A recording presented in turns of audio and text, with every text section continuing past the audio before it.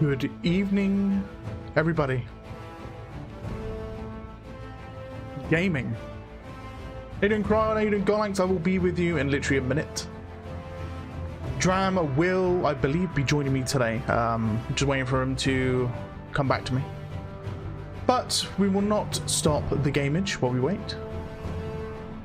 I don't think he'll be playing, I think he'll still be working in the background, but he'll be here to answer any of your questions. And, you know, general chit chat and all that sort of thing.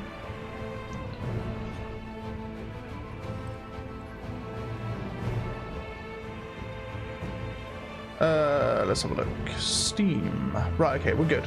The Windows is updated. We are gaming again. How you doing, Cryon? How are we all doing today, you lovely people? How are we all doing?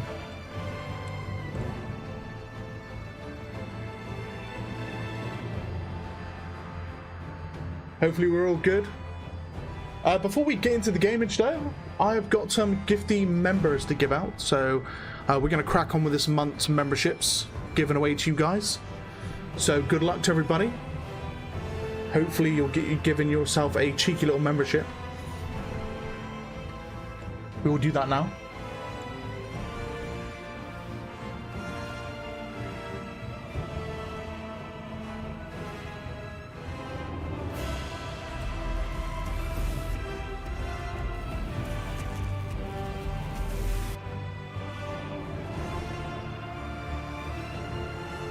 There we go. Mr. Holmes got one.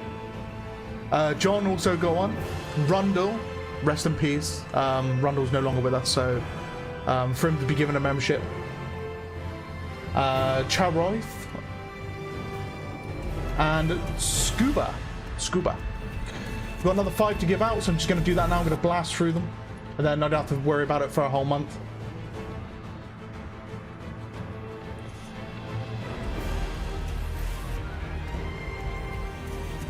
Shadowpoint, Halo, Tess, Bannerman, one of the mods go on, and MC. How you doing, Top Videos? Welcome. Right.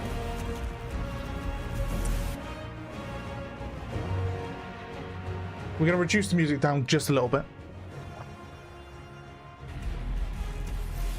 Oh, you haven't won yet? Cryon, do you actually have activated? Because there's a setting to accept gifted memberships. If you don't have that activated, then it basically won't give it to you. Unfortunately. But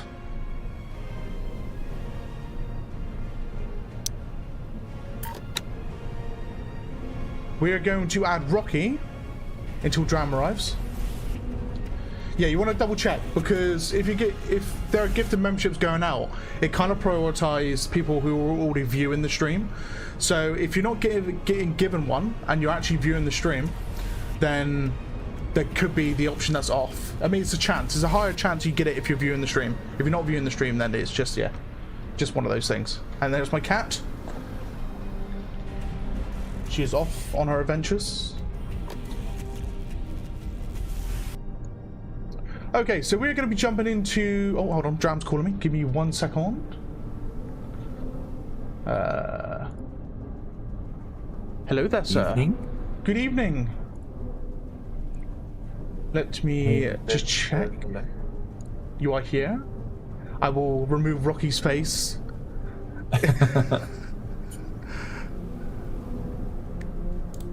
Check that's the right one. It looks like it is.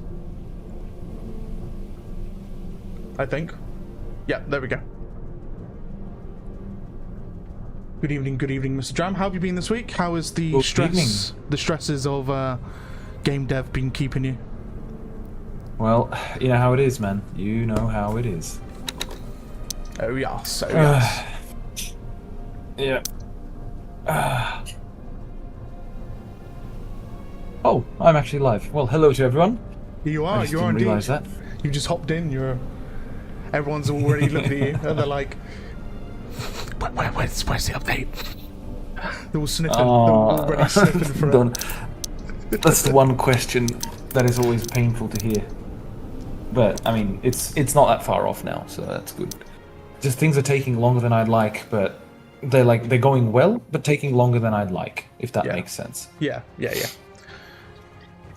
Like you get most of things done, but you run into small little hiccups that just extend things by hours, and it accumulates into days. And Pretty much. I mean, with the units, it's a little bit different, right? There's no problems that you really encounter. yeah, Fucking cat fur everywhere. Sorry. Fuck.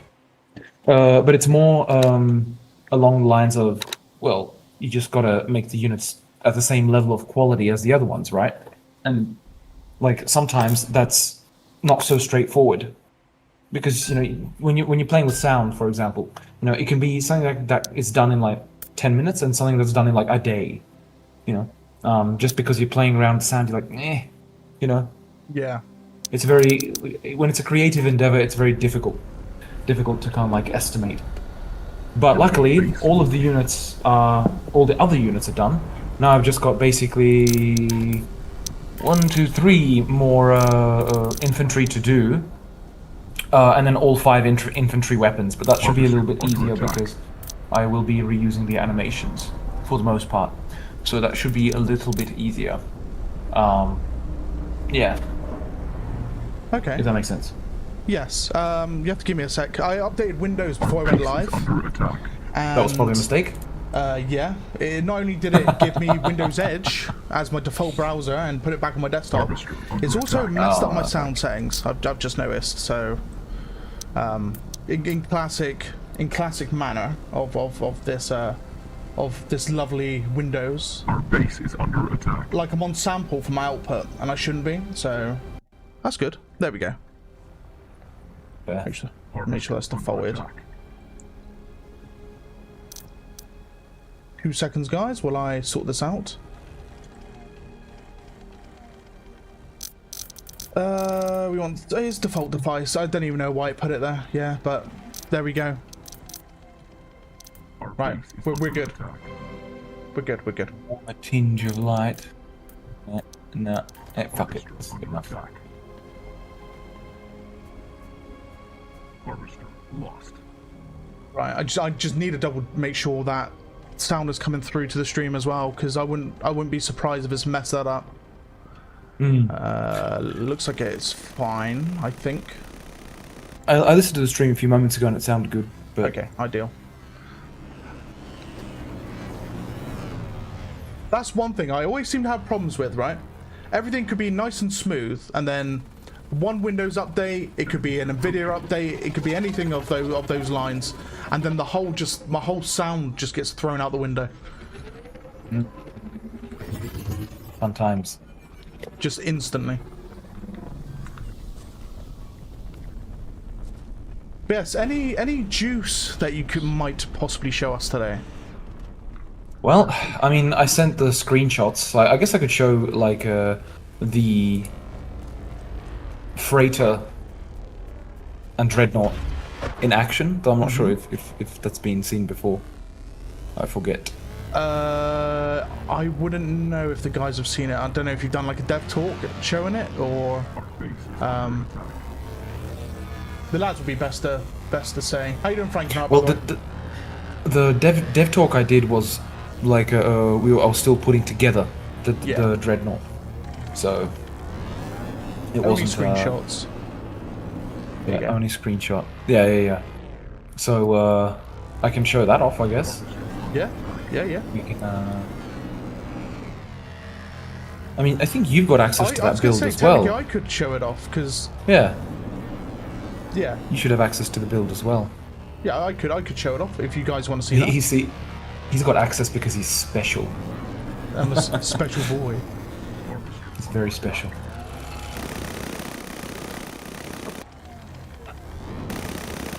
Yeah. It's gonna be fun balancing the stuff because, Jesus Christ, the container bomb is very strong. Making it any less strong is boring, so... Yes, I have had a little play with it already, and in deathmatch, it just owns. I was gonna say, it owns the ground. Anything else, it does not own. I did. Though I did manage to hit a Colossus. Well, it can be shot down, right? The container. Oh, so if can it gets shot, it's got 200 health. So it's like what commando basically. So if you shoot it, yeah, it can explode midair. Interesting. So I can already see what might happen. But for like, you know, when you have a bomber and you want to go on a run, you want to try and take out the HQ. So you kind of go on a run where you're not going to come back from it. Trying to avoid the word because I know YouTube gets funny with the word. It might be a play to do it with the freighter. So you mean basically a a combination of the words of suit and insecticide? Yes. Yeah, that makes sense. Yes, that's the what I expect is going to happen. Oh yeah, and yes, Cryon, the shuttle is done as well. The only thing it's missing is a turbo. Like overall, the units are not balanced just yet. Even in terms of like because the Centauri ones, they have much faster engaging thrusters and all this kind of stuff. I need to put that back onto the Sol ones as well because the way the Sol ones are, it's just a bit too boring. You know, I'd rather go and mess with the aliens a bit more to make them able to deal with air than leave the gameplay as bad as it is right now. It's just really boring to use the fighter because it can't thrust for shit. For example. And I'm still not sure what to call the fighter, by the way. Currently I've still got it left as fighter, but yeah. Because, okay, so I've gone ahead and renamed many of the units, right? Yeah. I'll send you the latest faction split image. It looks like shit, okay? But just take it with a grain of salt, a really big grain of salt, okay? This is literally just for my purposes, and now for yours. Okay. And it's safe to I can show it on to the guys, yeah? Yeah. It's perfectly fine. Cool. It's perfectly fine. It's not beautiful, but you know, it's perfectly fine. It's just a technical thing, yeah? So if you have a look, I'm also renaming the factories because just ultra heavy vehicle factory is a mouthful, right? So I'm just renaming it to ultra heavy factory, you know, light factory, heavy factory. I'm trying to keep everything 2 words. And that applies to all units as well because yeah, I just thought it was a bit much. You know, all the long names. Okay.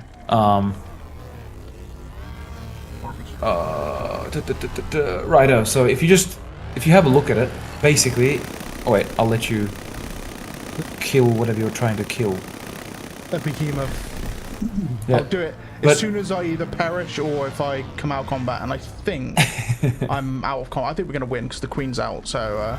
Fair. Yeah, it'll actually be a good time for me to start updating to the test branch as well, which I'll do in a sec. I'll just say hello to everybody. Good eve, everyone. Oh, never mind. Okay. I'll just let them know I'm jumping over to the new branch to show off some of the new stuff, and then we'll have a look at that what you sent me, and then once that's updating, I can then get into the new branch. So okay, I've got 3 questions. All right, let's have a look. Hey Dram, any plans to make, and hello Mr. Italian. Hey Dram, any plans to make the pulse truck any faster or no? It seems underutilized because of slow speed and limited range. I did think about it, like increasing the speed, but what I want to do is I want to leave it for now because the one thing you're considering, Italian, is its use against aliens, but it still has a very strong use against vehicles as well. And against Centauri, I think it's very effective. Yeah, so I'm on the fence with that one, but I'm open to increasing the speed. Like in general, I want to increase the speed of some vehicles, but primarily aliens need an increase in speed because they're reliant on melee, and Centauri are very area of effect damage. They do require a little bit more of a speed boost. Raxus. Oh my god, Dev Talk. Not really a Dev Talk, it's Mr. Lycan's streaming every Sunday because he's such a legend. So I recommend always watching his streams. I'm just on every now and then. I usually try and do it like every second Sunday. Recently it's been a bit worse, primarily just because I just had so much work to do on the units that I was rather like working on the units. And in fact, right now I'm working on the units in the background. But otherwise, yeah, another Dev Talk I want to do like after this update's released. Mr. Italian again. Dram, call the fighter the tactical bomber and the bomber the heavy bomber. That is actually not a bad idea. The only thing that then means is they kind of need a fighter, So I guess well, technically maybe they do not. But yeah, Okay. I shall think on it, Talion. It's not a bad idea. I mean, I was I was actually thinking originally to call it the Striker, like, but that just didn't really define it all that well. And then I decided to use the Striker name as the Sol equivalent of the light armored car. Yeah, you can see it. You can see it on Lycan's screen right now. So you got the barracks, right? So the current units, the current infantry, they're all Sol except for the marksman. That one's going to Centauri. His gun is staying on Sol though. And then, as you can see, they will actually have a female sniper, and she'll be called the Sniper. Because she's in the same style as the other ones and just all fits together nicely. So there's basically going to be no difference in practical terms, but just visual terms. It just has the better language, especially like visually. That ragged cape just doesn't fit Sol very well, right? And now if you look at the Centauri ones, you can see they'll have militia, trooper, marksman, juggernaut, and Templar, right? So militia is basically something in between a scout and a rifleman. And a trooper is a heavier rifleman. So the Centauri infantry will be slightly stronger in some regards, but weaker in other aspects, right? That's the kind of like target for it. But of course, they will be more expensive, slightly more expensive. But yeah, that's kind of like that's the direction I wanted to go because Centauri are meant to have heavier weaponry, and so the scout, for example, is very fast, right? So it'll be able to outrun the militia. And you get the point. Then you got the marksman. That the Centauri one will just have a kind of it's not like a 50 cal, but a bit of a stronger one, so a bit more than a 50 cal. And then you got the juggernaut, big armored mother. Yeah, you get the point. And we'll give him basically, I'm on the fence of whether to take the heavy's 4-barrel rocket launcher and swap it out to the juggernaut. But yeah, he'll be able to take quite a bit of shots as well, like just as the heavy does as well. Then the commando is of course on the Sol side, and and Centauri get the Templar, right? It kind of fits with the cross theme of the Dreadnought, but it's not intentional or absolutely intentional. It's partially intentional, but not lore intentional. Like the Templar is meant to be kind of very loyal and religiously religiously loyal to the Centauri cause. Basically, just will not get phased in battle. It's meant to be heavily armed, right? So that's kind of the idea of the Templar. Then, like moving along to the Light Factory, if I can ask you, Mr. Lycan, to move along on your end as well. There we go. So the Light Factory used to be the Light Vehicle Factory, now it's just be called the Light Factory for simpler naming, essentially. You'll see the top ones are all Sol, obviously. The Light Raider, in the end I decided to go for that kind of a name. Then you got the Heavy Raider, basically just a heavier version of the lighter one. They both have their purpose, right? The Heavy Raider is able to take, not at the moment, but I have to put that in. It'll be able to take like 6, 7 or something like that infantry. So it has an actual purpose as a Raider. The Light Raider as well, right? Whereas the Light Quad, which is on the Centauri side, that just won't be able to take an additional person. I might put a second seat in just for players to be able to hop in with friends, but it'll be players only, right? The Heavy Quad, well, that's self-explanatory. And I decided to keep the name Quad for both because, Light Raider and Heavy Raider sounds good, in my opinion. They both kind of like define the purpose, right? That they're both for raiding, right? Enemy bases, essentially. And then you like with the Quad, just the word buggy just didn't sit with me, like for a proper name. So I decided to just keep it Light Quad and Heavy Quad. I just prefer it. Then the Centauri light armored car has been renamed to Assault Car, just because I wanted to avoid 3-word names, right? Just in general. So you got the equivalent on the Sol side is the Light Striker. Then you got the Heavy Striker, which is the previous heavy armored car. So it's just renamed essentially. So you got Light and Heavy Striker, right? And then you got the AA truck, right? Because I called it the anti-air car, but it sounds shit. Then on the Centauri, of course, you've got the strike tank. That's remained the same. And then flak truck has just been renamed to flak car, right? Because it's a 4-wheel thing. It's a car, right? Essentially. Then the armed transport is being renamed to squad transport, whereas the troop hauler is being renamed to platoon hauler because it can carry an entire platoon, right? And then moving on to the heavy factory, there's no changes there, essentially. And ultra heavy factory has been previously ultra heavy vehicle factory is remaining the same, just no changes there. And lastly, the air factory, right? So you've got the gunship, fighter, dropship, and bomber for Sol. Of course, the fighter is tentative, but yeah, don't know exactly what to call it exactly at the moment. I might leave it just fighter in the end, but we'll see. I think Talion had a decent idea. And then, of course, on the Centauri side, you have the Dreadnought, the Interceptor, the Shuttle, and the Freighter. I was calling the Freighter the Crimson Freighter, but in the end I decided to just cut it down to Freighter, because just Crimson Freighter, Crimson Tank, it already is a Crimson Tank, so it could remain as a Crimson Freighter. But in the end, I just thought it was a bit more ironic, just leaving it Freighter. It's like, oh yeah, Freighter's incoming, no worries, man. Yeah, wait till you see the cargo it drops. So that's the current naming, essentially, just minor renaming purposes, but otherwise, all of the vehicles are basically done. They are not balanced 100% against each other, so that will most likely be a multi-step process, quite frankly, because I can balance things only so much on my end, but then when I give it to you guys, you just kick that right back. Like, Dram, this needs balancing really bad. It's like, okay, shit. So I'm kind of relying on that to your feedback to kind of improve the balance a bit more. But I will try and of course provide it somewhat balanced. The only ones I'm worried about are things like the Freighter, right? It's a gigabomb, yeah, and reducing the damage it does just doesn't make sense. You'll see it, yeah. Lycan is probably going to show it now. Right, so jumping to the questions. Hey Lycan, hey Dram, hope the weekend has been great. Yes, hello Unipanda, indeed it has. I was ice skating with my kids today, so that was a lot of fun. So map-wise, I did notice the first map on the list is the newest map. I know it's the... Yeah. Is it right to show it? Yeah, it's fine, but the AI don't work there properly yet. That's fine. Whispering Plains. Yeah, you can show it. It's not finished. The version you'll see now is not finished by a long shot. But I mean, the guys have already seen, I think, 2 weeks ago. The basic setup, I believe. But yeah, it's looking much nicer. Still needs a lot of detailing. And what do you want? Unity over here. Sorry, I'm just looking on the other. Oh yeah, this thing. Fuck's sake.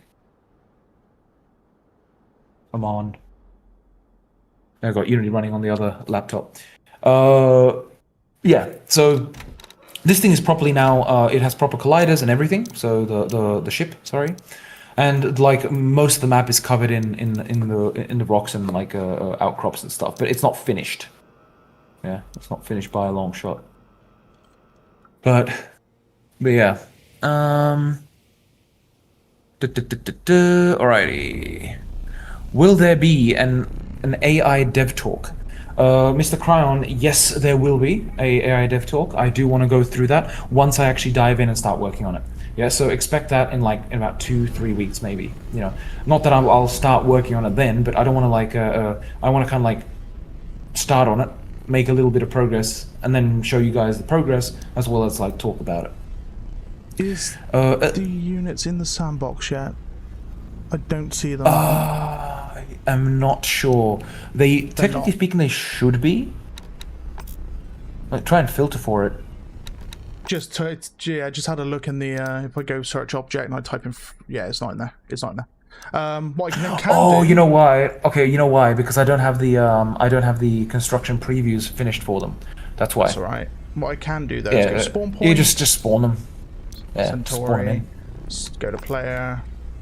I'm not on the Centauri side because I need to set team. Human team is Centauri, which is that. There we go. Right, and then F. Okay, we're good. So, elite fighter can be called the air superiority unit for Sol. That's true. I mean, the elite fighter I'm still not 100% certain on that one. I mean, because it requires that it means that I'll probably have to put an air unit for Centauri as well, and I have absolutely no idea what to add because they're covering everything essentially. I mean, the Interceptor is not a fantastic air to air, to be perfectly honest. Like, it does a decent job. Like, as soon as you get those hits in, oh yeah, it deals heavy damage. But the thing is, the Sol aircraft are shaped as such that the bullets bounce a lot, right? So if they're going head on, the fighter, like interceptor versus fighter, when they're heading like head on to each other, it's difficult to deal proper damage to the fighter just because a lot of the bullets bounce. Well, most of them do. But yeah, I mean, I think in practice we'll see. As soon as you like kind of do that first pass and you start turning around, yeah, that's a completely different story. So, but like the elite fighter, yeah, that is of course the option that Sol would get the fighter being the elite fighter, which is the air superiority unit. Templar looks like he would be hunting down vampires for some reason. Yeah, I mean, you gotta understand that that's like the first state of the model. There's a lot of things I usually have to rework on the models, adjustments to it, like especially colors and this kind of shit. Yeah, so, and he's not meant to be skin exposed. Yeah, he's covered up in fabric and stuff. So you always needed to do some changes to the model, like the Dreadnought. The one in the image is of course missing the wings and so on. Fire freighter. Yeah, I don't know. I just like the idea of just leaving it one word, if possible, Don't worry, they'll get super silly nicknames down the line anyway, and the canon names will be forgotten as usual. That is very true, and I do expect that to happen. And, I don't mind that happening. We can play on it right now if we push the right buttons. What? You mean my buttons, or you mean... Just switch off this laptop. I was just upgrading Unity, because I'll be upgrading to a newer build of Unity tomorrow afternoon. All of us. Shut that shit down. Alright, cool. And switch off the mouse. Alrighty, beautiful looking map, to be honest. Yeah, I think Layout Man will be very happy to hear that. I do agree with you. I'm glad you feel it that way as well. I think it's the kind of the intention is to have a great erg map, like another one, but more with more cover, right? So there's much more places to kind of hide. Like you might have to spawn them via the cheats. It's like this for the debug branch too. Yeah, because I just don't have the construction previews done. I want a big old laser beam. I've been avoiding lasers in general, purely because lasers are just, because they're insta-hit, it means you have to kind of like compromise accuracy, then that becomes annoying. There's nothing you can do against it. And so the only laser beam I've given is in fact, of course, the aliens, which one could say makes less sense, but they're not entirely biotic, right? They're not electronic or anything like that, not bionic, so to speak. But they're able to manipulate matter in strange ways. I mean, they do produce Bolterium after all. So, therefore it makes sense that they're able to do something like evolve an appendage capable of firing a projected laser. But that's just bullshit for making it more interesting, I'll be honest. Gameplay first. The sound of the rockets. Glad you like it. Yeah, the Dreadnought is honestly my favorite air unit. It's at a very, very close, like in line with the freighter. And of course, I want to go back and kind of like revisit the Sol air units a little bit as well, and maybe improve them just a bit, but that will come. I still miss the old Behemoth. Yeah, the old Behemoth was just, I'll be honest, it was just shit, right? It was a terrible decision from my end because, like, homing projectiles and then being able to hide behind rocks and shoot them over the top of the rock is just dreadful gameplay for everyone involved. Because it means you have to keep them, like, low damage, so they were just sitting there behind cliffs and just launching little things over the top. There was nothing you could do about it, and it was extremely frustrating gameplay. Really, really bad. So I think the lasers significantly improved the gameplay in general for that. Of course, some people might not agree with me, but that's fine. You know, the old behemoth, like, its shots were just, you know. I mean, if they weren't homing, I guess that would improve things a little bit, but the problem was you could only see them from close range anyway, and they did really low damage, so it wasn't a particularly satisfying unit to play as. At least that's my experience. Can we get some mechs, please? Not before release, honestly, not before release. But this new stuff looks great. My friend and I were just talking about Silicon last night. Oh, thank you. I'm glad to hear you like it, and yeah, I hope you guys will actually enjoy it once you actually try it out. Which side do you prefer, by the way, style-wise, that is? Centauri or Sol? I somehow vastly prefer Centauri on an artistic level and feel. Unipanda, is that a question to me, or is it to Lycan, or is it just in general? If it's to me, then I mean, I'll be honest, I like my heavy firepower brutalist shapes. You know, so I do prefer Centauri myself, but at the same time, I do like several units that, for example, the Sol have, like the Raiders, for example. I really like those. And the aircraft, they still hold a special place in my heart, as does the siege tank. And the pulse truck, you know, that one too. And the railgun tank, come on. I mean, that one's just really fun to play as, and that's the only reason why I haven't nerfed it to Oblivion, because it is really fun to play as. So I've just nerfed it in the sense of cost, but otherwise, like, I still think it's an extremely effective unit.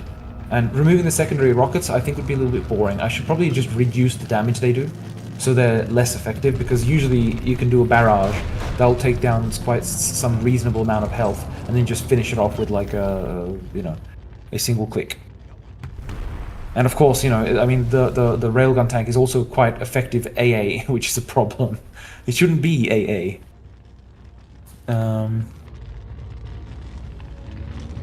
I just single-handedly won the match as a heavy. Yeah, Golanx, that's, of course, that can happen sometimes. Yes. I assume you went somewhere and were just lobbing rockets. Probably should just... I've got the animations ready for import for the heavy, I just haven't gotten around to it. And then once I do put them in, it will be a longer reload, because the animations just take some time. I can speed them up, of course, but I think it should take a little bit longer. Right now it's just too fast. Like, I don't mind them being effective. What I do mind is them being effective and reloading fast. So, Centauri A units are so much cooler than Sol right now. Yeah, I mean, this it's the effect of, like, you know, when you do something for the first time, like when I was doing the first air units, you know, you kind of stay very close to, like, you keep it down to earth, right, so to speak. So you kind of go for the classical gunship, the fighter, the dropship, and the bomber. It just kind of made sense. The bomber I still think is really fun to use. Yeah, I still do think it is fun to use even now. I just think it could probably use a slightly better impact effect. Yeah, it doesn't, like, the effect I've got is kind of like, I think it could just use more of a boom, you know, but that's it. That's just the impact. So it's just feel for the bomber. For the dropship and the shuttle, they'll always be a bit more boring. They're just made for transport. But for the fighter, of course, you know, I know people still consider it a little bit controversial to give a dive bomb, but it's just, I personally think it improved the gameplay, because, you know, it's still able to deal, like, to deal with air units very well with the guns. But, you know, it was that whole thing where I just hovered on the spot shooting, so I had to make the guns on top and have it, like, level out, so that it doesn't take out everything at distance, you know, when player controlled, because there was always that classical thing where you kind of like, you know, you stayed at 700 meters, just the reach of the shots, and you were shooting things way too far. But, I mean, yeah, sure, maybe increasing the effectiveness of AA is, of course, an option, especially for aliens. They have no effective AA, realistically speaking. So, you know, especially now with the fighter having, like, that bomb view and seeing the prediction of where it lands, you know, is going to make it very easy to lob the bomb, right? Especially once AI learn to use it as well. Yeah. So I do want to revisit the Sol air units and make them a little bit more fun. Like, I think the gunship's relatively fine. I think it's just a fighter that might need a little bit of a revisit, because it's satisfying using the bomb, but it's not very satisfying using the guns. So, dropship's fine, shuttle's fine. And the bomber, I think, just needs a bit of just improvement to the effect of the impacts. But that's otherwise that's it. I was the behemoth menace.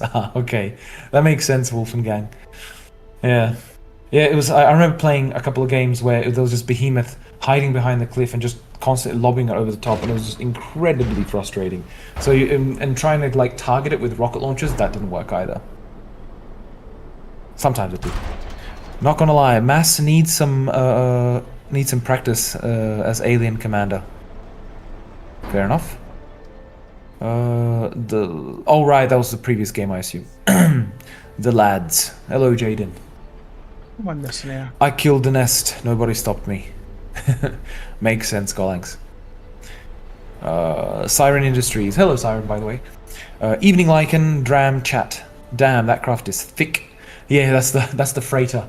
It's we're currently called the Crimson Freighter in there, but basically it drops a container full of, well, for lack of a better term, napalm, full of crimson, right? That's the kind of like a chemical similar to napalm that ignites just basically with exposure to gases in general, right? So it basically burns on Centaurus, on Earth, on Volturus, everywhere. By the way, Dram, I've been sharing Silica updates in a different Discord I'm in, and they think the Centauri shuttle looks like the Halo Pelican. That might get a few more players back with improved pathing. Oh yeah, actually that's a good point. It does look a bit similar to it, doesn't it? I think it looks like the Pelican from Halo, yeah. Let's have a look. Now I'm curious. I need to see, because I forget what the Pelican looked like. Halo Pelican. Holy shit, it is very similar. But it's different in the, like, it's got, well, 4 jets, while the Pelican has 2. Oh, it's got them at the back. It's got basically wings, right? While this one doesn't exactly have wings. It looks very similar. This is true. This is very true. Except, of course, the Pelican can take a vehicle on board from memory, right? No, that was just one of the heavier ones. Oh, Roger. How you doing, guys? By the way, yes. I'm just concentrating on getting the units in the sandbox so you guys can see like what's been added. So this is all Centauri, and this is all Sol. The new harvester's there as well because it is a new unit. So I've made sure I put that there. The air units I've already shown off. I've shown off all the Centauri ones. So I need to figure out how to get the... I can't remember what I put it to now.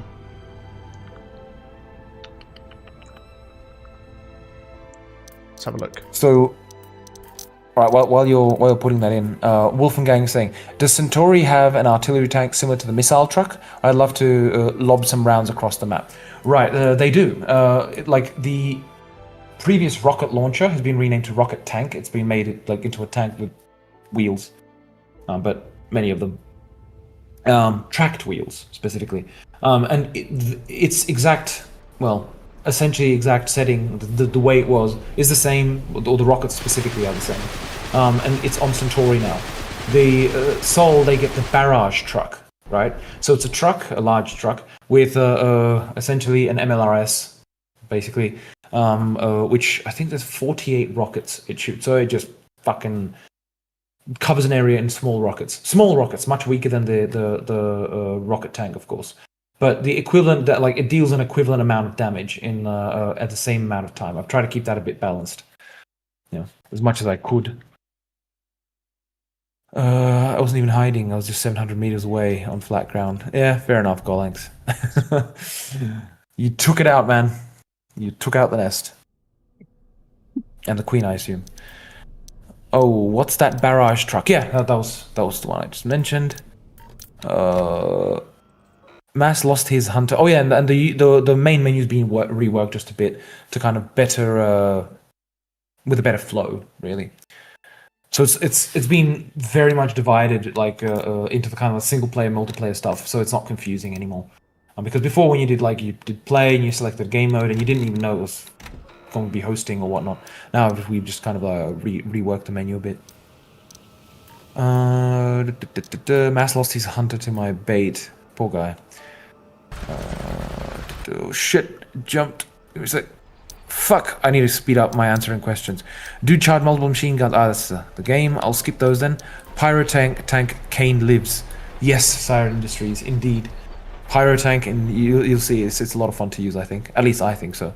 Might need a bit of a damage increase, but it's extremely effective against aliens. It's not that far a range though, of course. Aliens need the old behemoth back, just without the behind cover alt lock on, less accuracy, and make the projectiles able to be destroyed by flak. Yeah, I don't know, man. I just don't agree. Yeah, that was me. I'm the one that found the alt lock glitch. Oh god, not the alt lock glitch. That was painful. The alt lock glitch still works with other things. Yeah, it still does. It still works, but it's like now it's not effective anymore. Before it was. That's a fucking mouse. Yes, the mouse is just the perfect shape I envisioned, and I was like, well, I might as well just use the mouse and make a double barrel. There are some adjustments to it, like obviously it's huge. It's made much larger than the existing mouse, but otherwise, yeah, it's shoots 2 massive projectiles and then reloads for ages.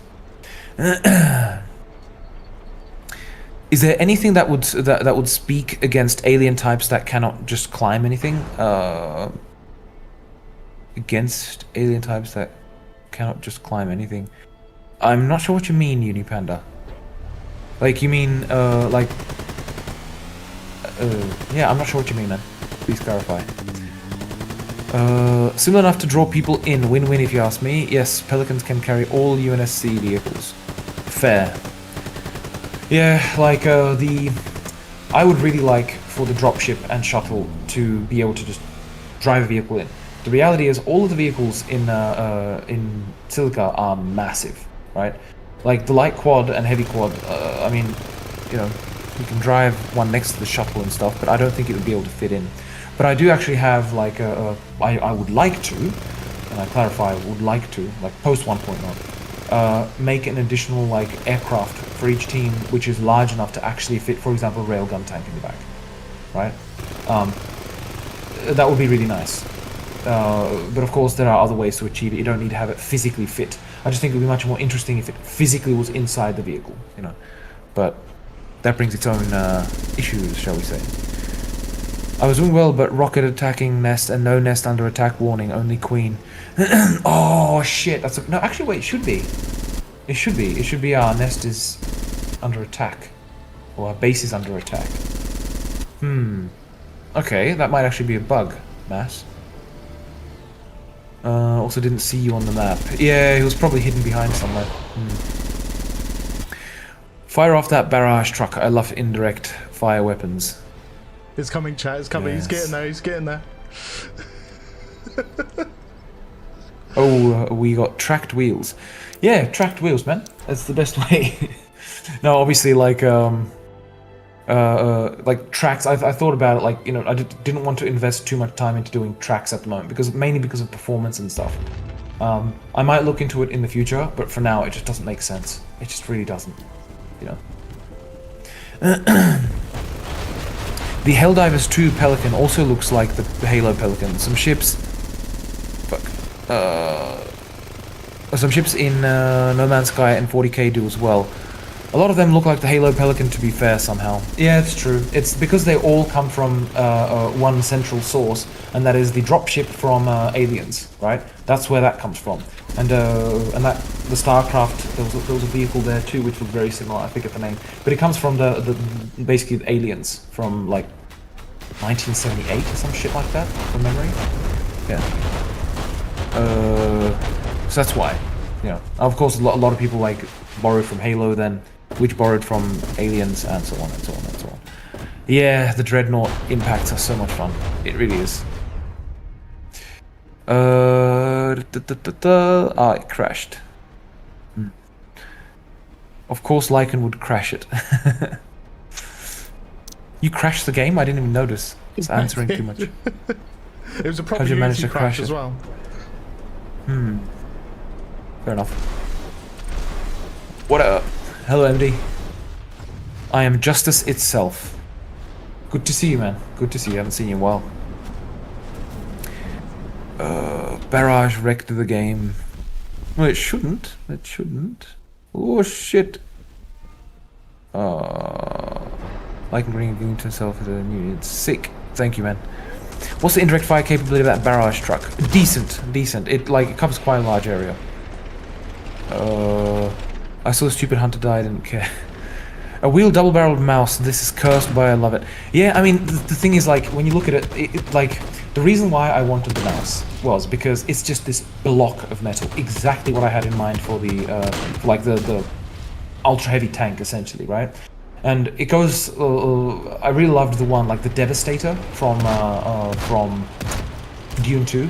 And if you have a look at it, you know, it looks like a Warhammer 40k tank, or very similar. Which kind of borrows a lot from basically the Crimson tank, or like, sorry, not the Crimson tank, the mouse, right? So I thought, I mean, I love the design. I didn't want to do anything to it because I just absolutely loved the design. So just went with the mouse and made it double barrel. And I know everyone's going to recognize it and say, why the fuck is there a mouse? And it's because it's a block of armor, man. That's why. It's useful. It works really well. Everything ricochets off it. It's just perfect. There is like not much I would want to change on the design, you know. I mean, I thought about adding more like sci-fi bits to it, but I was like, fuck it. There's no point. You know, why would you do that? Ruin the feel. I just prefer to keep it. The only thing I'm considering is just changing the camouflage from like the digital camo to like the camo of the other one. I forgot the name of the camo again, but you get the point.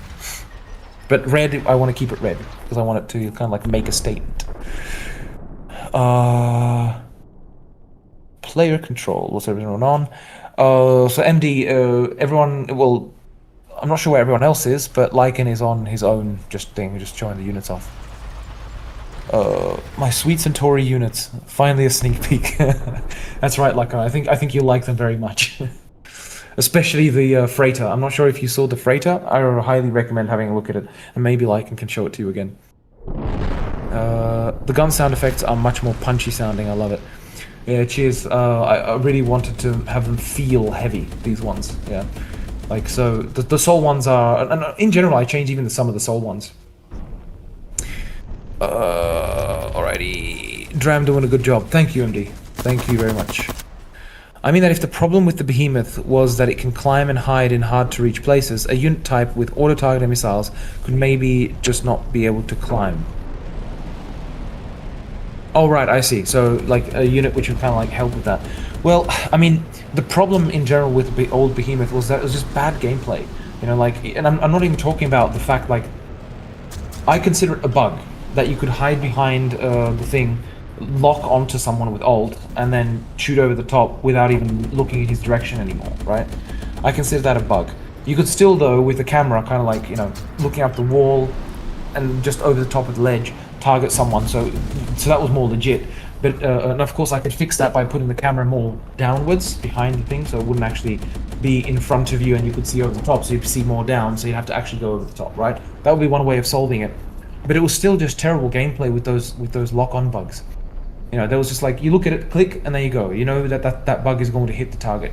And it just wasn't good gameplay. It was like, for both sides, quite honestly. Like, I really hated using the Behemoth because it had to be weak because of what it did. And at the same time, it was really frustrating to be against the Behemoth because you were just getting this constant flurry of hits from these little things, and it wasn't good gameplay. It wasn't good gameplay. What's the self-propelled RT piece? Yeah, like I think that's the Dreadnought. If I caught when Lycan was showing that off. Will there ever be a way for a specialized unit like Commando to laser target for missile trucks to hit at long range? I don't currently have a plan, to be perfectly honest. I think, as with all things, you know, the game of what it's going to represent on 1.0 is not the 100% vision that I would like to achieve in the future, right? So as long as like the game does reasonably well, right, on release, then there's many things I'd still like to add to it and kind of like revisit. You know, eventually it would be nice to have proper penetrative damage, for example, right? I've avoided it now just because I didn't want to waste time on the implementation. But there's absolutely no problem with adding you know, individual hit zones inside the vehicle and you being able to hit them with, let's say, you know, very heavy projectiles. You know, exactly what basically War Thunder or World of Tanks is doing. You know. It's easy to do. It's just, I just didn't see a point currently, you know. Since you've already got ricochets, you want to kind of avoid making it even more complex, and plus that takes some dev time. Takes a bit more performance because now the projectile isn't just on hit, It has to also like go through all of the leaves of the physics trace to evaluate whether it should be where it should stop within that, right? So that's kind of why I avoided it for now. But there's a lot of things that I would like to improve post 1.0, including being able to like honestly, like for the rocket tank, I'd probably just leave it the way it is. I would probably add long-range artillery. If I was going to do some lasing of targets, I would add long-range artillery, allow some of those, like, the infantry to tag them, but of course not all of them. Like, I'd like to add special abilities and all this kind of stuff, but the reality is, it just, you know, if I was to add that into this game, we'd be waiting at least another year. You know, and it's just not worth it, quite frankly. Like, at the moment, it is financially not going to be worth it, to be brutally honest. And also, like, you know, it's I think a lot of players just, they're not going to wait forever. You know, people aren't going to wait forever. So I think it's reasonable to try and now push for a good release, a solid release, as soon as possible, right? Achieving the things that I've promised for 1.0, of course, right? But I don't want to add anything more to it because it's just way too much to then handle, you know. Especially like it's the whole thing of like trying to develop the stuff while the game is still live and people are expecting updates because it's still in early access and stuff. It's just been made development it's slowed it down significantly, right? That's just how it goes, of course. And there's nothing that can be done with that. You know, ideally I'd pause time and just work on it and finish all the stuff I need to, and then get back to like things which people would like. But yeah, that's just the reality of development. Man, Centauri, you know, units look dope as hell. I'm glad to hear it, Laka. I hope you will enjoy using them. And there you go. You got like Lycan's just shown the freighter. It's a lot. That one's ridiculous. Bases under attack is ignored because it happens a lot. Nodes, etc. Ah, good point. Good point. Yeah. I will probably have to add that HQ is under attack for. I think. Actually, that's a good point. For humans, I forget if it says headquarters under attack. Shit, it's been too long since I've actually been listening to my own dialogues. So I've just learned to filter them out while I'm playing. But yeah, I'll have to revisit that. But yeah, like having a HQ specifically, especially because if you lose it and you have no other HQ, it's a GG. It makes sense. So I'll have to add that to both the nest and the thing. Of course, the Queen is under attack is of course a crucial thing as well. Pelican design is just a solid sci-fi design. I'm totally okay with it being perpetuated. I agree. I mean, you know, it comes again, like I said, all of it comes from Aliens from 1978. It was a fantastic design. Works great even today. And I think it's perfectly fine just everyone using that design because it's, you know, it's a good design. Graham, do buildings have passive repair on? They do, and the passive repair is something I want to revisit because it can be. I think it's not a good idea, to be frank. There's a bomb that's HQ and it's like repairing quite rapidly. Well, I would say rapidly. It's doing about 1,000 every 10 seconds. Okay, it should not repair while it's taking damage actively. Okay, so I'll take that. And I think the balancing of the passive repair is like all the settings of it are just shit, right? The passive repair. Oh, I see the lights disappear too early. That's a different story. But the passive repair should kind of if it takes damage, it should immediately stop passive repairing and not repair for the next 20 or 30 seconds, right? The whole point is if you're hitting it, if you're actively attacking a structure, it should need active repair, right? Will we get a? Wait! No, I missed something. Oh, fuck's sake. Wait, where am I? Shit! Ah, getting attacked by the Dreadnought looks so badass. Yeah, I'm glad you like it, man. I really wanted that that really terrible feel of like, shit, too many fucking impacts. Flamer tank. Yes, Laka. Yes. The pyro tank. It's a lot of fun. I'm not ragging it. I'm 100% on board with a sci-fi mouse. But that projectile animation is nice. Thank you, man. I'm glad you like the Crimson tank just as much as I do. Freighter, yes, Laka. The freighter. I like the landing pad and the harvester, very cool. Yeah, we want to keep it consistent with both because eventually I'd like to make a secondary version of the shuttle and the dropship which would basically carry resources to and from the harvester. Sorry. But probably post 1.0, being frank at this point. Man, does it feel good to see new units? Oh my god, makes me excited. I'm glad to hear it. I'm glad to hear it, Laka. And yeah, I mean, I'm really looking forward to seeing these. Like, I really wanted solid humans versus humans, and I think right now it works pretty well. Like the combat tank, or like in general, like the strike tank, combat tank, and heavy tank, their shells can bounce, right? And as can of course the shells from Sol. But I think it's really important that they bounce because they're basically just AoE damage primarily. They're not penetrative like the hover tank and railgun tank ones are. And I know there's like Golanx was saying also, like not only Golanx but other people have been also saying, like, that the combat tank is just an upgrade of the strike tank and the heavy tank is just an upgrade of the combat tank. And that's true to a degree, but they have different levels of mobility, different sizes, and different costs. So I don't agree that it's a problem. I think it makes very much sense to have them to have multiple, right? So, but we'll see. We'll see how that kind of like plays out. How well will a landed aircraft stick on the harvester while it's moving? It works perfectly fine. It works really well. It's like glued on. The only thing is, as soon as the harvester goes over rough terrain, it bounces around and falls off, right? So it's easy to deal with, but I haven't dealt with it because it's just, well, it's not a currently properly supported feature. And of course, as a player, you can land, but it's not really meant for like, proper landing. Like once I do that you can actually order, let's say it to land on a harvester. Like eventually what I would really love to do is that you would be able to land a dropship or shuttle onto the harvester, carrying troops, and the troops would basically disembark on the harvester, take positions on the harvester and defend it, right? Or they could just get in from the bottom, of course, right? That is what I would really like to do.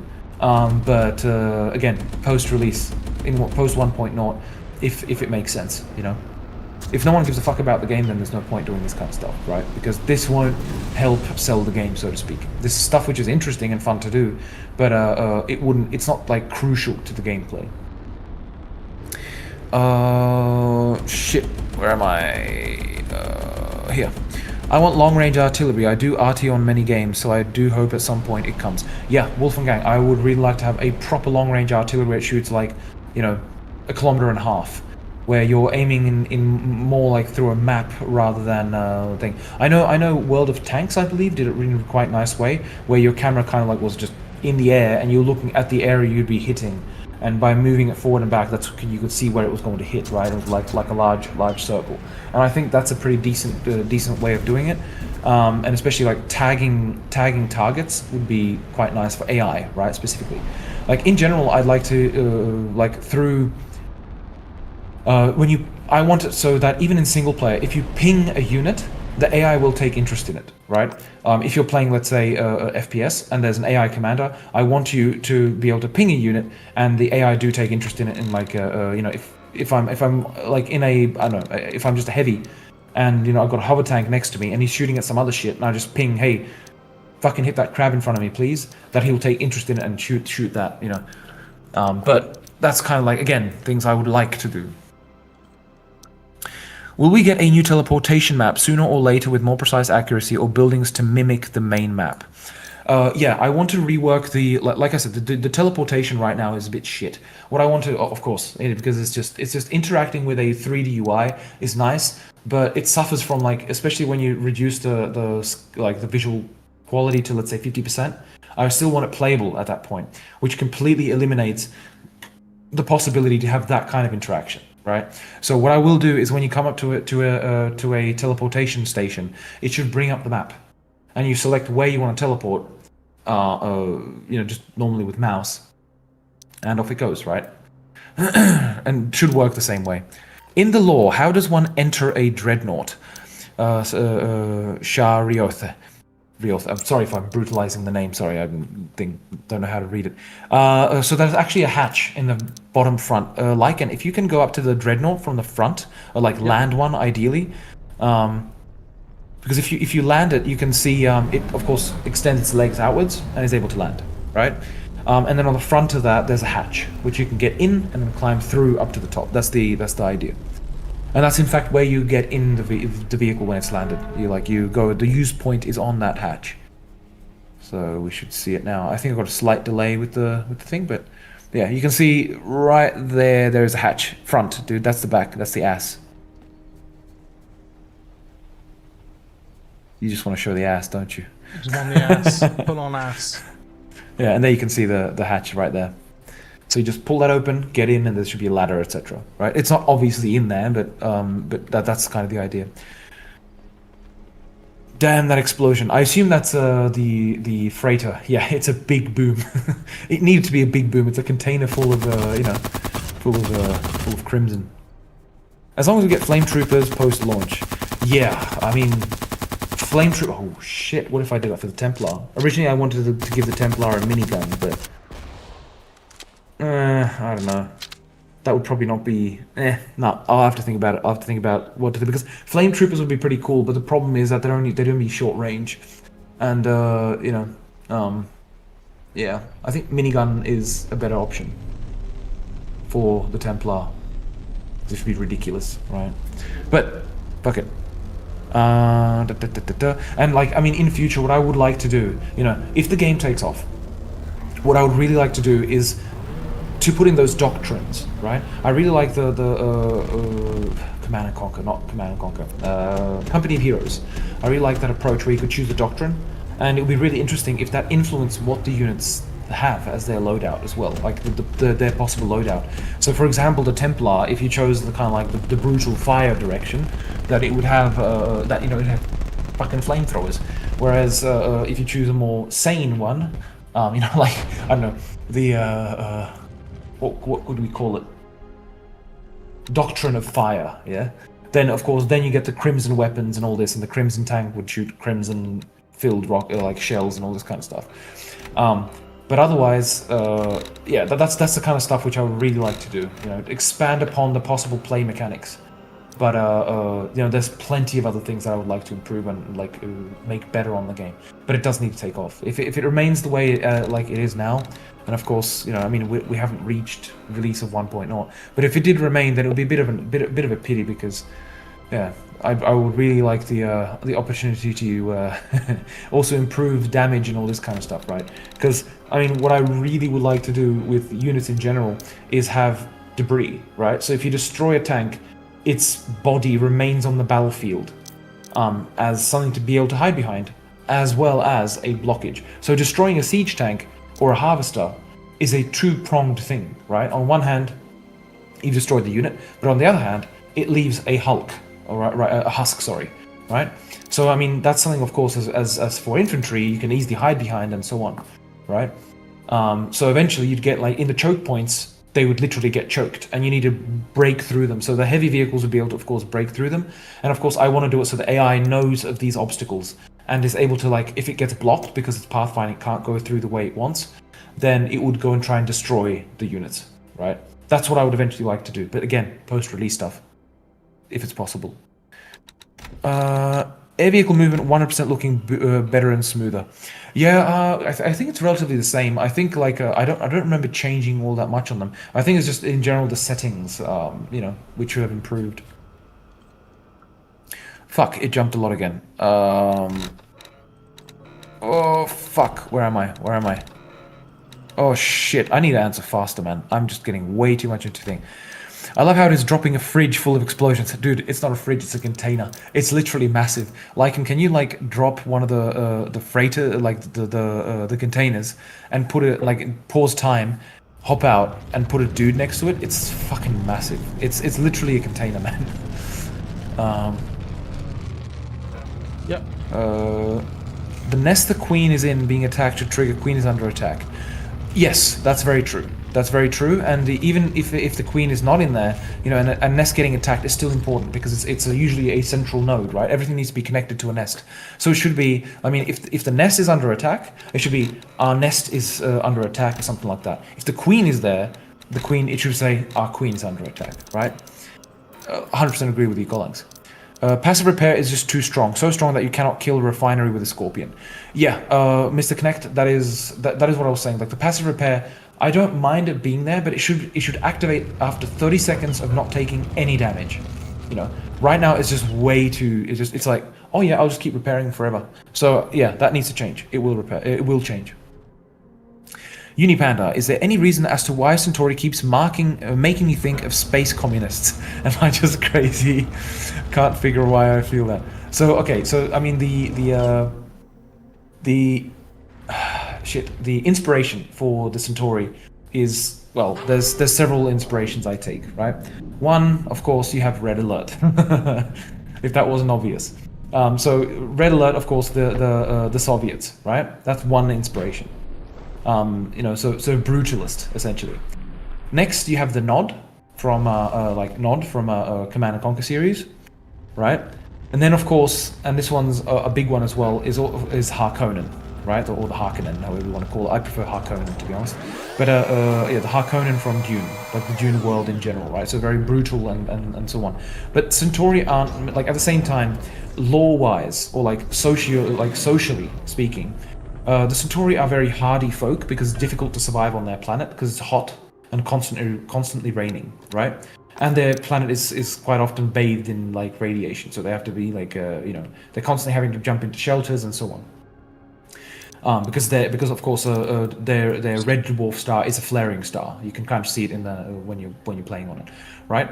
But in general, the Centauri are much more hardy folk, so to speak, than Sol are. Sol are mostly without going too deep into lore, but previously, basically, when there was still one faction, there was a utopia, right? And then they discovered Bolterus, they found Bolterium, and, basically, Sol was benefiting from it a lot. And of course, because of the limits of teleportation, sending it to Centauri kind of became a secondary thing. And Centauri didn't get all that much Bolterium. And of course, the Centauri of all people would greatly benefit from Bolterium. So there was a bit of greed on the side of Sol. And then, of course, there was political efforts to try and from the Centauri to Sol to basically hey, you're not giving us enough. And the idea is that a lot of the Centauri units were in fact being used on the front lines because Centauri are such hardy folk. They were meant to be very strong against the aliens. They were just much more brutal in their approach, so to speak, right? Just because they're used to having to be a bit more. They're just used to tougher conditions on Centaurus, right?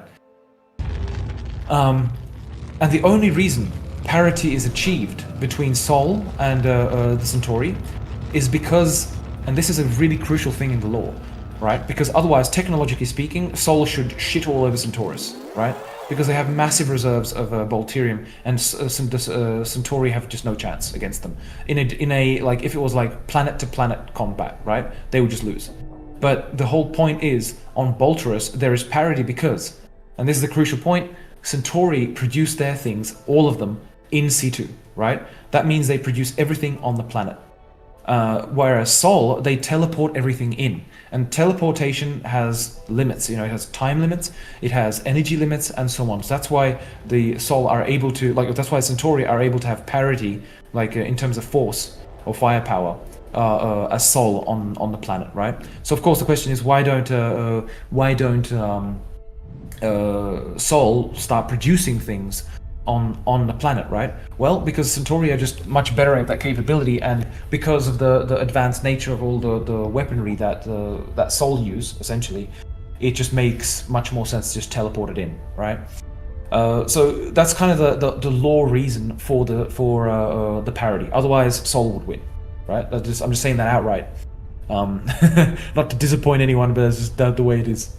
But of course, the Centauri have, of course, because they have had to develop their planet, which was just barren, entirely barren, devoid of life, literally speaking.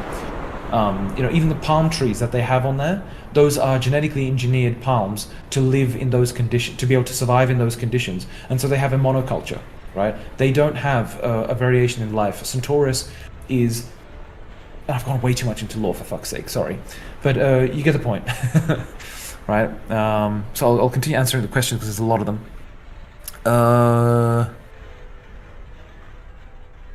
It needs to stop at 25%, not 75%. That one's arguable, Golax. I think it's more about the speed and so on. That's what needs to be changed. And yes, it does look like a nuclear explosion, and that is intentional. Of course, a large explosion like that would have a mushroom cloud, right? Of course, it depends on the atmosphere, but you get the point.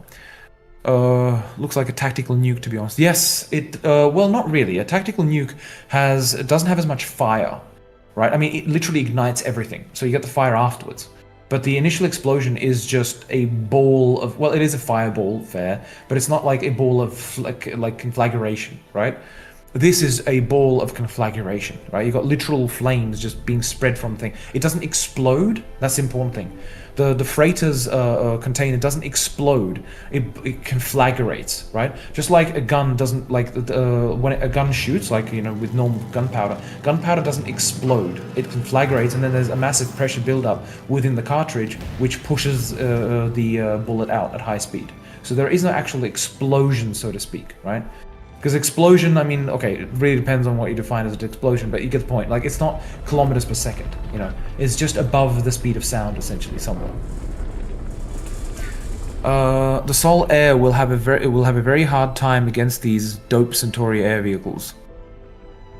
Not really. The fighter can easily take out the interceptor, for example, and the dreadnought is dead in the water, right, versus the gunship. It just it cannot turn around fast enough. You know, the dropship and shuttle, well, they're essentially the same. And the bombers, they're not very effective against air at all, obviously. So the gunship is superior to the dreadnought air-to-air. But the dreadnought is severely superior to the gunship air-to-ground. The interceptor is superior, on the other hand, in air-to-air than the gunship. But the fighter is superior to the interceptor at air-to-air. It should match, like, it should balance out. And that's kind of the idea there. You know? And the important thing is, Sol get their gunship first, then they get their fighter, then they get their dropship or whatever. Dropship at the same time as the gunship, sorry, right? But Centauri should get their interceptor first, right? A lot of the units that the Centauri have are reactions to the Sol units, right? That's an important point. So the Sol should get their gunship first, then Centauri get their interceptor as an answer to the gunship, then they get the fighter as an answer to the interceptor, then they get their dreadnought as an answer to essentially the gunship and essentially the gunship, because they need the same to parity. Both have, of course, the things, and the bombers are obvious, right? But that's exactly the way it works with the tanks, right? So, for example, you have the strike tank, which is the answer to the heavy striker, right? The heavy armored car currently. Then you got the combat tank, which is the answer to the wait, sorry. No, the strike tank is the answer to the light striker, so the light armored car, the one that's got the Gatling, right?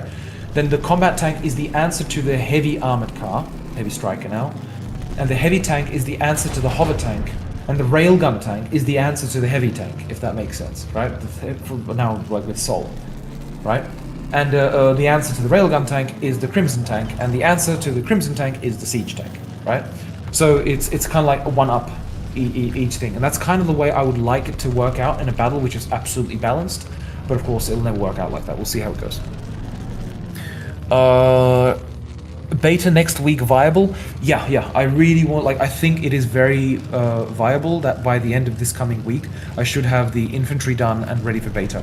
That doesn't mean it's going to be the beta that launches, because, you know, I won't have time to kind of like fix a lot of the AI issues that I still want to fix. Like right now, the dreadnought, if you give it orders, or not the dreadnought, the interceptor, if you give it orders, like AI orders, it kind of like does weird shit in flying. And then the strike tank has problems with driving as AI. So there's things I need to like look into and fix for that specifically. But I think it is realistic to have a beta this week, yes.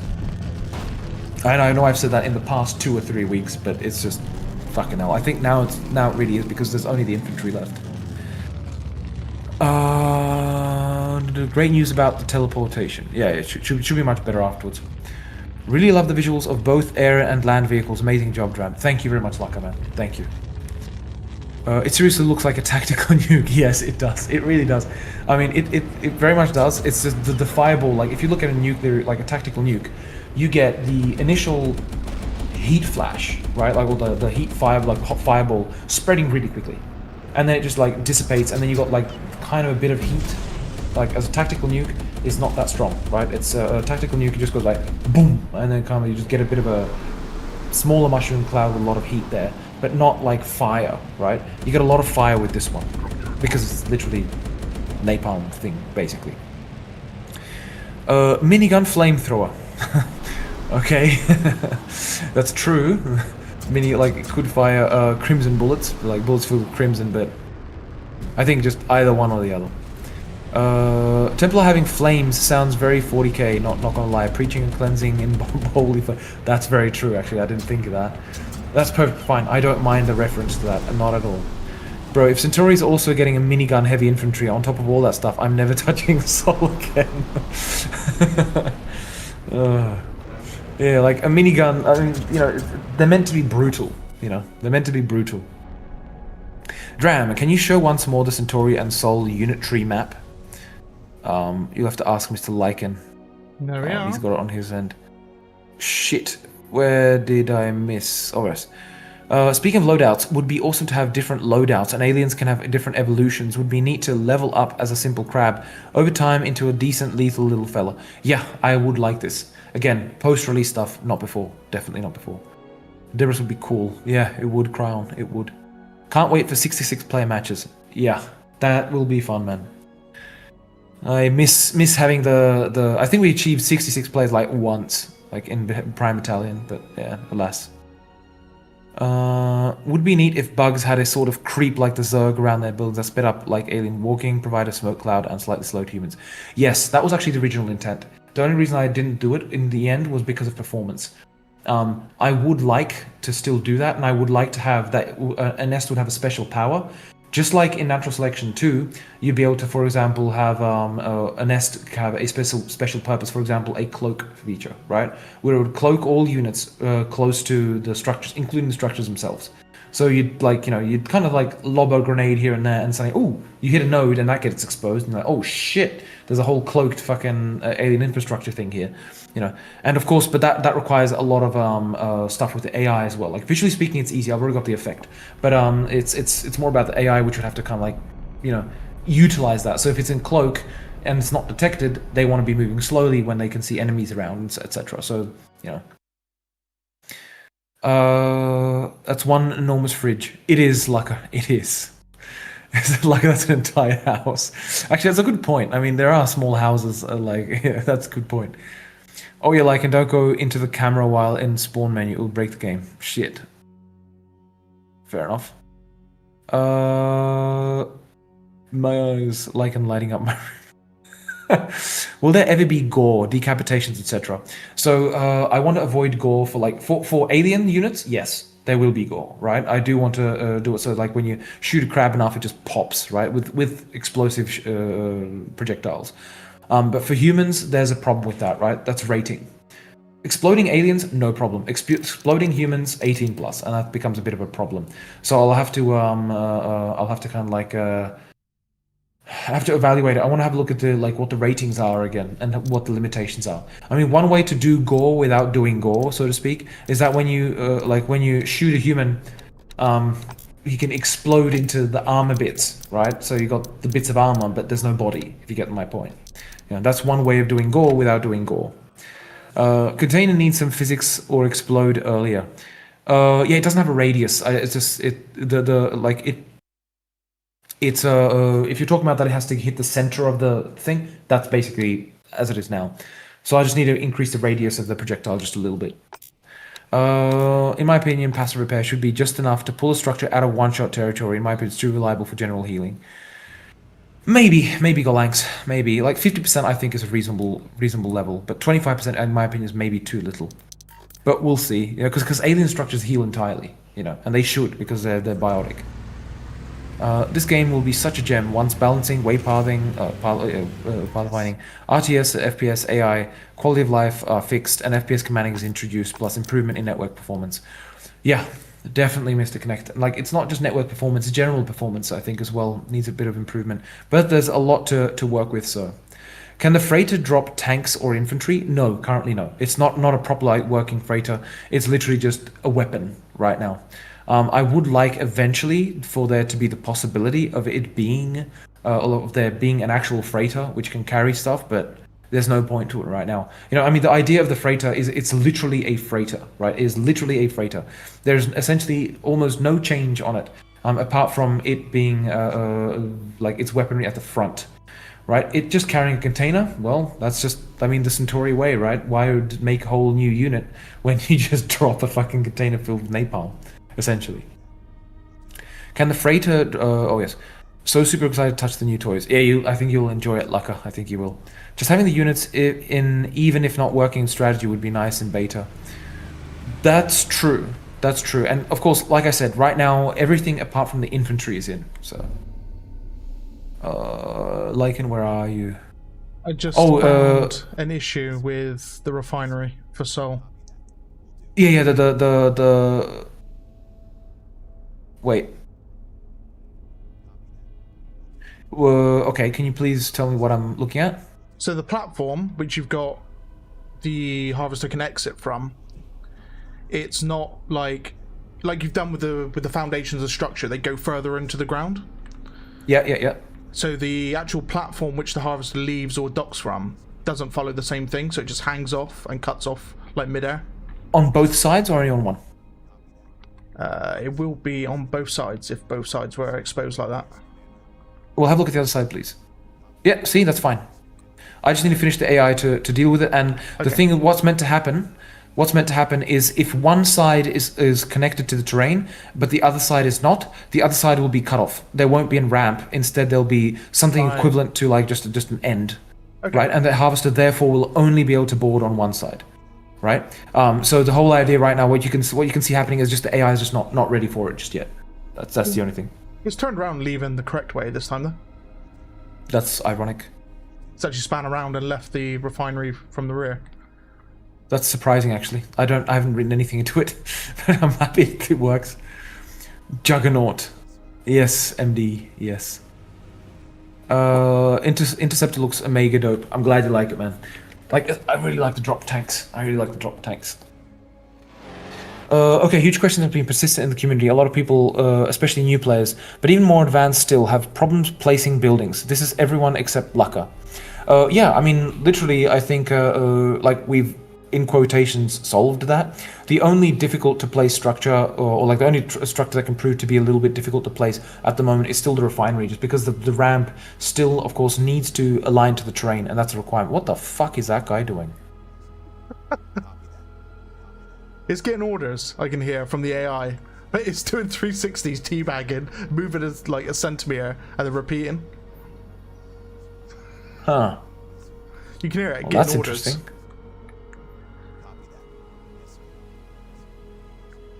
That's particularly interesting. What in the world is going on? Did you disable AI by any chance? No, it's a strategy game. I can hear another one as well, somewhere in the barracks. Oh, this is Whispering Plains, right? No, Great Erg.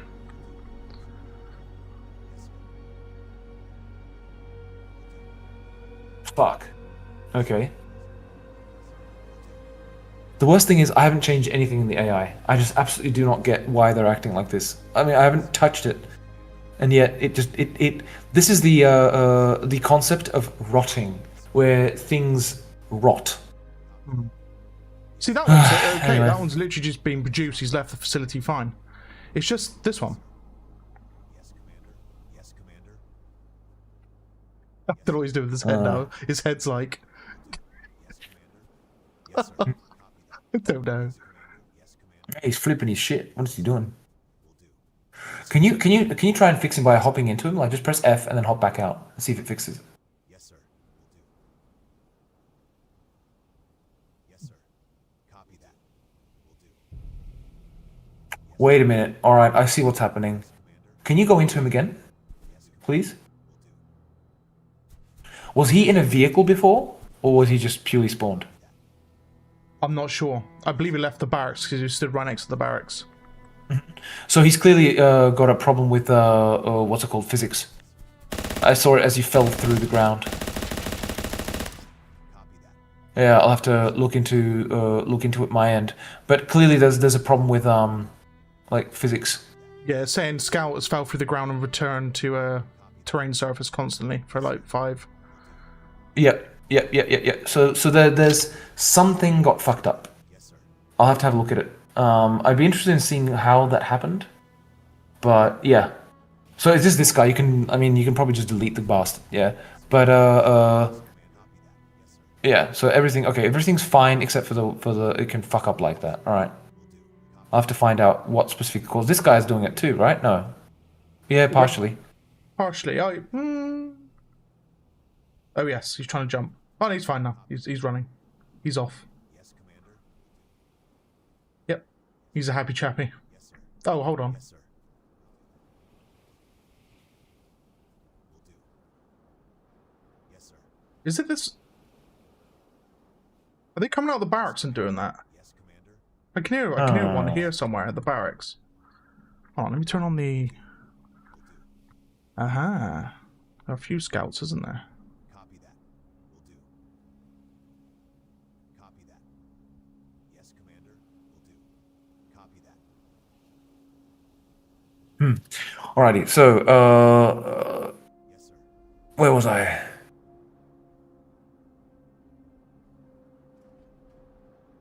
Okay, it's looking awesome, Dram. Thank you, Mr. Sly. Thank you.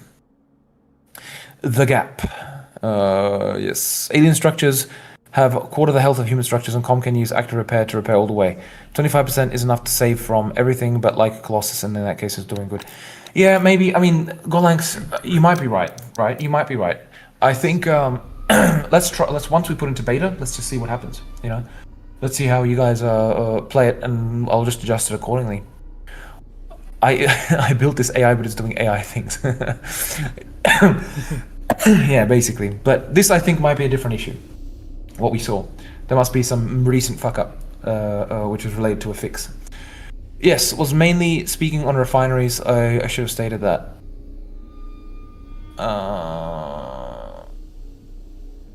Right. Yeah. So the solution to play like problematic refinery placement, or like for all the buildings have improved by putting deep foundations. Right.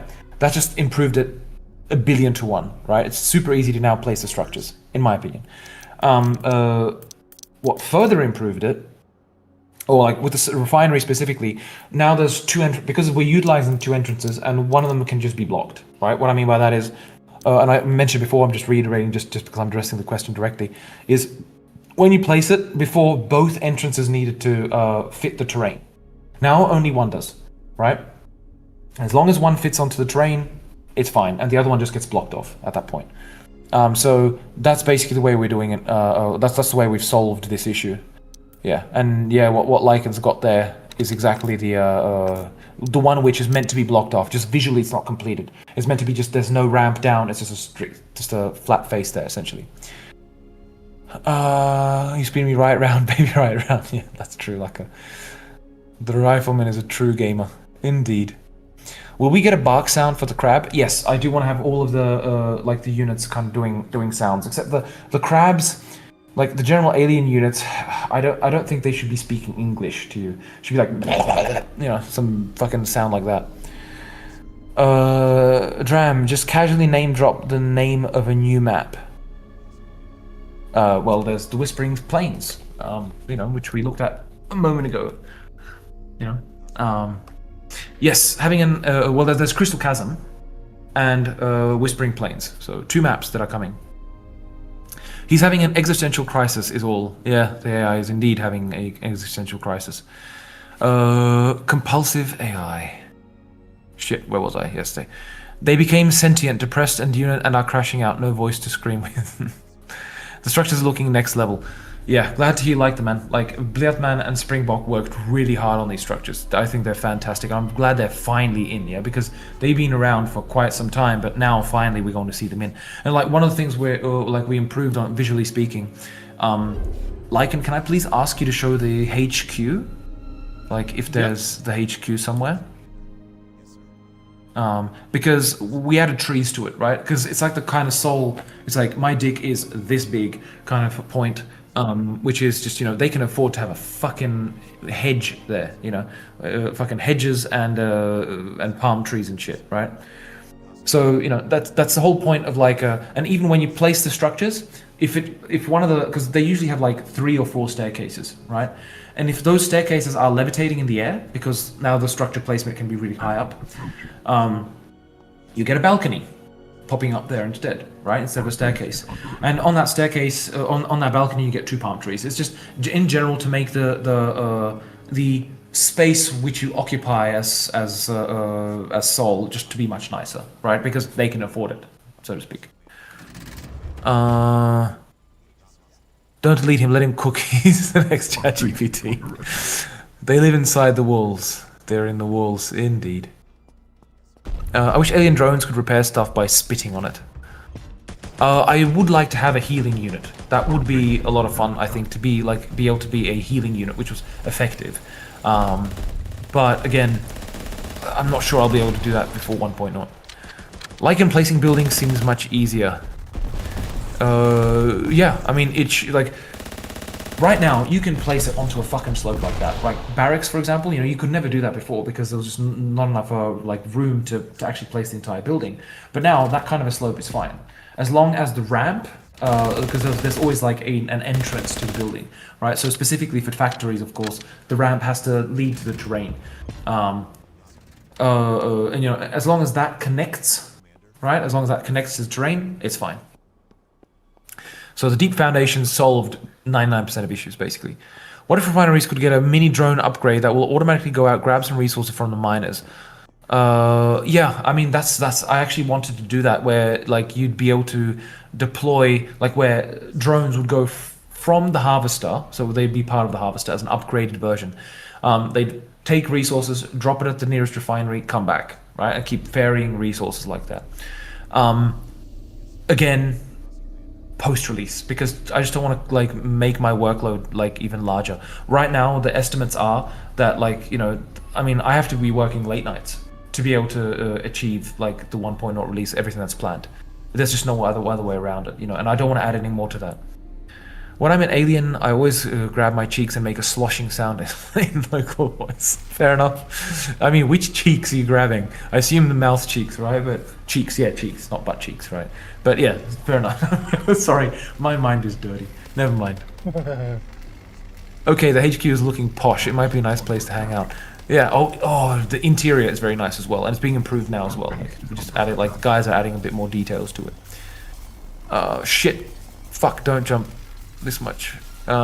Is there any infantry showable? No, not at the moment. Sorry. There's I've decided to approach it a bit differently with the infantry. I want to import all of the models at once and then implement them all at once. So I'm still importing the models. So if I hit the tree, does the building die? The tree is not destructible in itself, so it kind of does. Yes, you can hit the tree. I will do it so that it greatly reduces the damage, of course, that's done to it. So if you hit the tree, then direct damage is going to be minor, of course.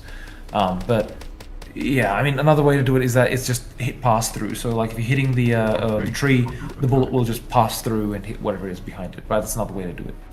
But for now, I'll just leave it like it is. Palms are really nice, are a really nice touch to the HQ, so much Dune vibes. Thank you, Lucca. And yes, that was kind of the idea of it. I originally didn't want any, foliage, there to not kind of a thing, but it kind of really helps that your human structures have foliage, because it's like the oasis in fucking the barren desert, right? Where is the bar an enlisted mess? That's true. I mean, it's true that in the barracks, it would ideally be part of it. That is very true. You do want to be able to just grab a beer there. I mean, you're very right, Talion. Sorry, MB. Talion, hey Dram, how do you feel about letting humans build on top of alien resources and vice versa for things like Grand and Colosist? No, definitely not. Because the aliens spread so fast that they would basically take up the area, and for human structures are massive. And I mean, I don't want to do it because the AI currently can't deal with it, and it's not something I want to currently write, right? So eventually, it could be a way, but it should not destroy the resources, right? Because if it destroys the resources, of course, then it's just the easiest way to break things, right? And it just ruins the game. But yeah, I don't know, man. I don't know. Can you make the minimap direction cone a little darker? Can't really see it most of the time. Which minimap do you mean, by the way? The one like that's just in FPS, I assume, or do you mean the one that's in like commander view? Can you place the buildings over the canyons of the mall? No, you can't, Golangs. Or it depends, because they have like the deep foundations are deep. So either you build across the canyon, filling the canyon. Some of the buildings I think are large enough for that. I don't remember now. I haven't tried it. I haven't tried it on the mall. But otherwise, like if it would mean that the bottom of the building is in the air, then it won't work. It has to be in the ground. Unit under attack. So I haven't tried it. The real answer is I haven't tried it. Did removing the harvester wheels solve a lot of problems they have been having? The new spawn completion animation is solid. I didn't remove the wheels. The harvester you see there is the Sol harvester. Yeah, the old harvester with the wheels is the Centauri harvester.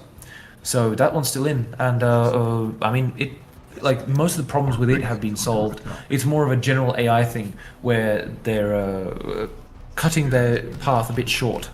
So I'll have to deal with that.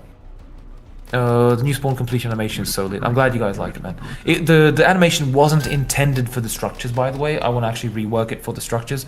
It's intended for units, so it's meant to be smaller.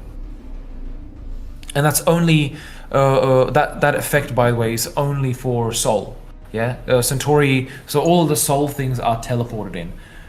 Centauri build their things on like in situ, on like yeah, in place basically. Yes, the minimap on bottom left. Ah, okay. I'll have to have a look at it. But yeah, if it's too difficult to see, yeah, definitely we'll adjust it. When does this new update release on beta? MD asks. Well, MD, the whole like the current target is at the end of this current week, like the coming week, right? I mean that was a target for the end of last week too. But to be fair, like this week I've only got the last 5 infantry left. But there are some AI bugs I have to finish before I can release it to main. So, but that doesn't block me from releasing it to beta. Just that the beta will have problems. It just will have problems, you know. I'm almost certain of it. So, I mean, I think the beta is realistic this week. Our base is under attack. Thanks for your answer about mechs. Can we have grappling hooks, please? Again, a nice. I think it would be really nice to have. Yes, I would also like to have rappelling, so you could like you know, abseil down the side of a cliff. I'd also like to have, you know, like various items that you could like have as infantry and so on and use. But again, this is all stuff that is not going to happen before 1.0. And quite frankly, it will depend on the success of the game. Like, I mean, once we release, if there's no interest, then I'm not going to be doing this stuff. I just can't afford to, you know. Is there a new mechanic to repair at the light vehicle factory? No, there isn't. Repair, I still will be adding that, like for vehicle repair. It will be added in like the next update, right? I mean, like the next or one afterwards, right? By release, basically, right? Like vehicle repair, I don't like the idea of repairing at the factory, purely because I don't think there's it'd be a bit weird, right? It would like you'd get into AI problems, and I want to avoid that. So either we do a custom structure, which is just a pad, essentially a repair pad, and that would be combined with a repair vehicle, right, for both sides, ideally. And the repair vehicle would just basically drive around and repair vehicles like in situ, right, on the fly.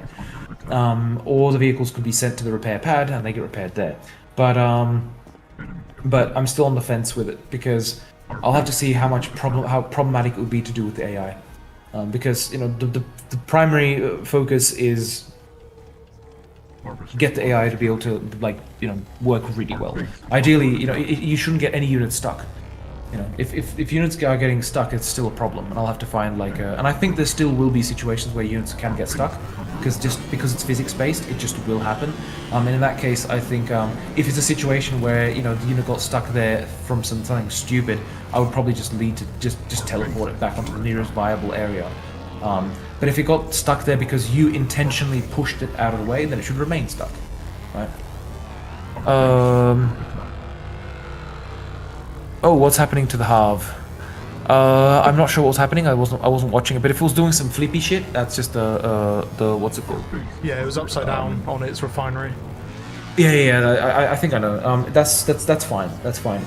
I know it's fine in quotations, but basically it's because of the mechanic which kind of twists the harvester into place, and then there can be a bit of a fuck up in the thing. So don't worry, that's fine. It's fine as in it will be fixed. How you doing, Iron Gunner? I love how in this. Dram is the dev. I am just a humble man. I'm a humble boy. I'm just a streamer. I do Silica Sundays every Sunday. But I will get into why I'm not doing next Sunday. But I'm doing Thursday next week. I am doing Thursday. So next week. So yeah. But I'll get into that a little bit later. And I'm being sniped, so I gotta fly away. I love how in these streams, Dram is proudly explaining the updates, and meanwhile Lycan is finding glitches in the game, which we see in the background. Yes, I mean, I should ideally light a fire behind myself here and say everything's fine. Repair structures would be cool with like 2 pads each or something like that. Yeah, I mean, you know, I would like that very much. Like to have repair structure and a repair vehicle which drives around. I don't think it would be difficult, but at the same time, I'm like, you know, I haven't done an analysis of it or like short-term analysis. Just straight from just pull it out of my asshole. Fresh shit, you know. Basically, yeah. In that regard, I think it will be possible, but I'll see. Are there any Easter eggs or interesting things in any of the structures we haven't seen? Actually, good point.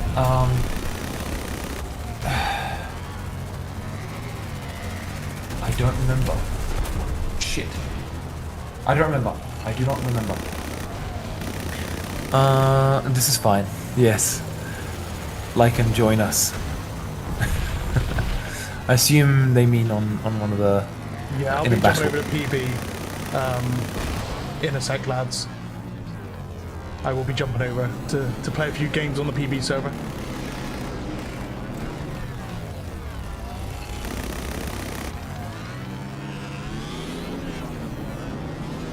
Yeah, now's probably as good a time as any. You've seen the units, the air units. You've seen some of the, the soul structures in general. The harvester. The Centauri and soul units aren't implemented as a split yet. So if I went over to Centauri, there are going to be literally some soul and like, you know, like what we're playing now in the main game. Yeah, I mean, oh my god. Yeah, we won't look at that. What happened? I went to this Centauri like factory and there's like Jesus tanks Christ. and quads all just shoved together. I was like, yeah, we won't look at that. What happened there? Alas, alack.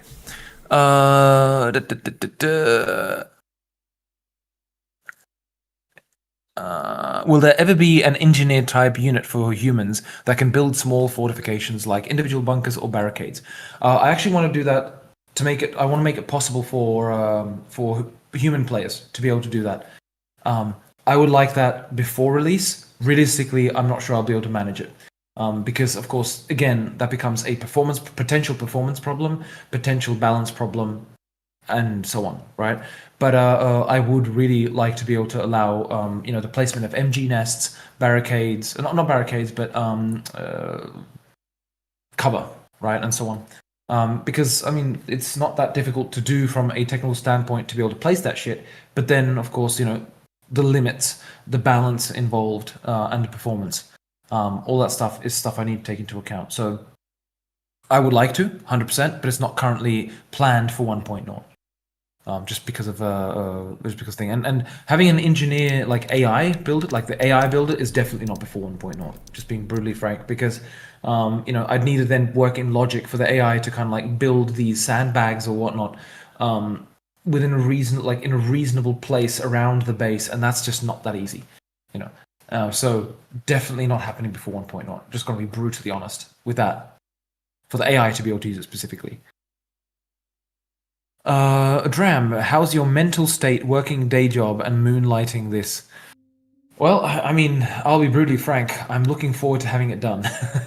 You know, like once the game releases and is in a good state, I'd probably like fuck off for like a week or two, just completely just fucking unwind, you know, not touch or see the game for a bit, and then return to it. Because yeah, I mean, I'm working on it way too much. Like on the weekend evenings, during the week, every day, basically. So, hype for the beta and release split. This made my day. I'm glad, Laka. I'm very glad. I'm hoping it will fulfill expectations. But yeah, like the AI, like I think the balancing is, of course, going to be a bit of a problem with this, because suddenly instead of balancing, one set like 2 factions, you need to balance 3 factions, and that means what? How many units is this? 5 factions, 10, 15, 21 units per faction, or per like 21 units for Sol, 21 units for Centauri, and then you got the alien units. Yeah, fuck. It's a lot of balancing to do. So I expect the update won't be perfectly balanced. I expect there will be a meta unit which will be spammed like the railgun tank did in the past. So we'll see what happens. Oh, one thing, Drum. Yo. The Alt Commander view, so when you're in Commander and you go Alt to like look up and down, is being inverted. What? So if you pull down, you look up in Commander view. If you hold Alt, and if you look up whilst holding Alt, you look down. Oh, for fuck's sake! Are you serious? In the test branch, yeah. But I was trying to use it, and I was like, ugh. Go in the direction. Right, I'll write that down.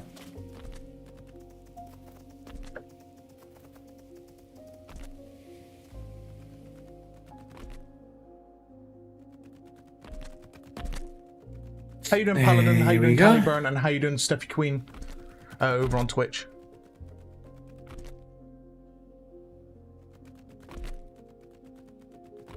How you doing, Aaron the Angry? Making more work for Dram. I like my Alt camera. I do use it often. Alright, so what did I miss? Gotta give Dram major props for continuing this project. I tried programming a decade ago, just didn't have the patience for it. Oh, thank you, man. I mean, like, it's my full-time job. So, I mean, that's the way you kind of like have to look at it, right? So, I get to spend the entire day working on this. And, I mean, who can complain? Of course you'll complain because, we as people, we get used to something. And then it doesn't become special. Then it's no longer special. It becomes normal, But I have to say it's been a difficult one because, I've been working on it since 2018. And 2018 in my free time, right? And then, so it was 2 years of free time. And then from 2020, lo and behold, when COVID started, I've been working on it full time since then, So, yeah, it's been 5 years. And, yeah, I'm looking forward to wrapping up, basically.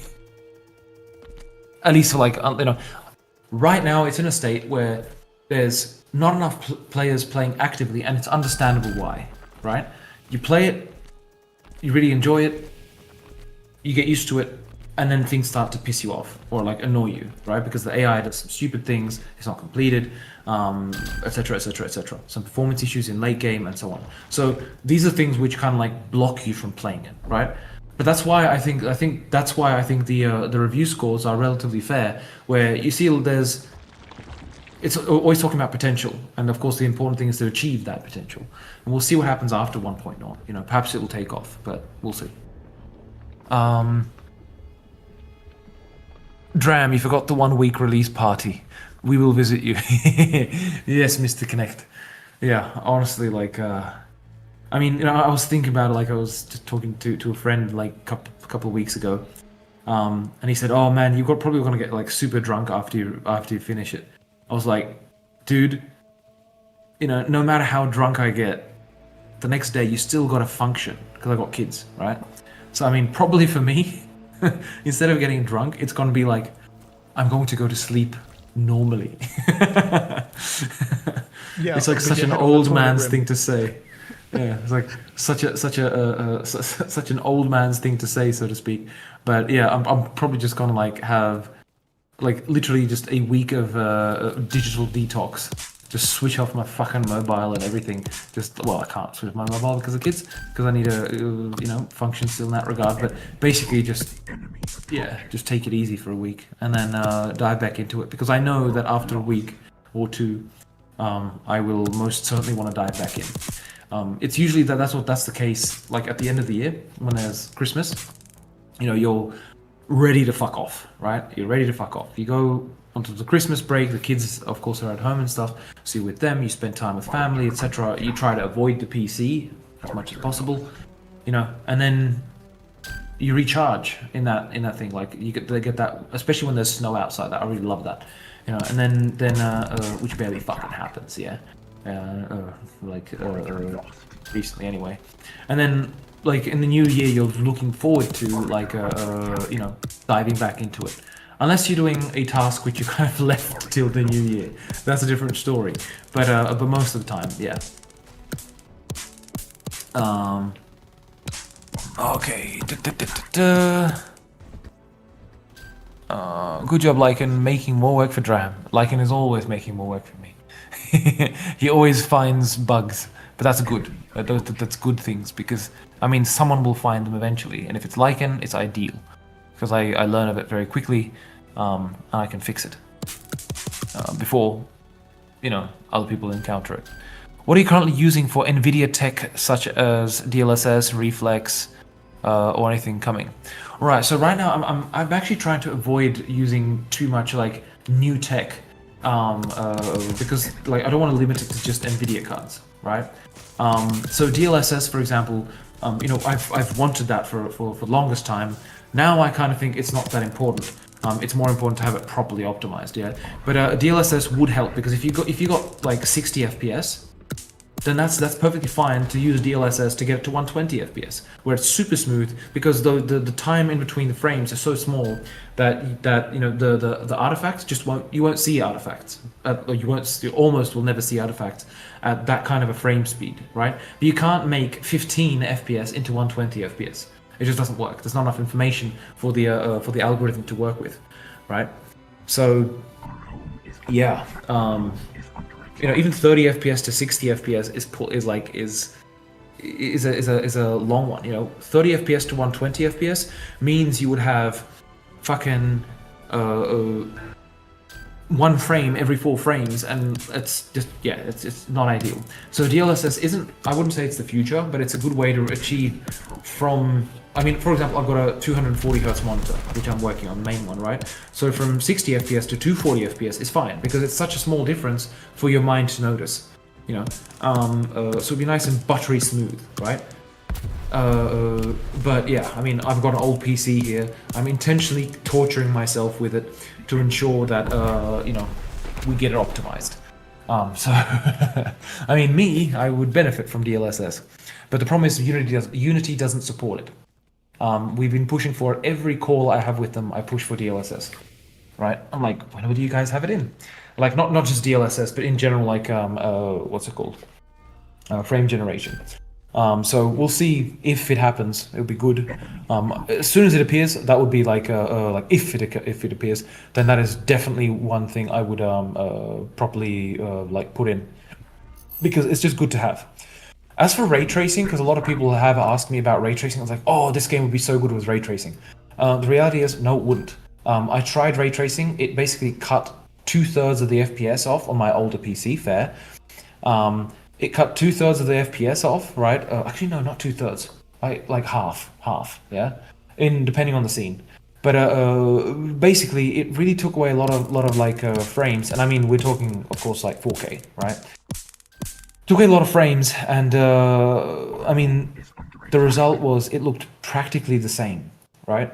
Because we don't have reflective surfaces, we don't have large bodies of water, right? So you get the point. There's not much of a benefit. Where it did help, though, was in between mountains, right, or like cliffs, right? Because that was what's it called? Fucking ray traced ambient occlusion, right?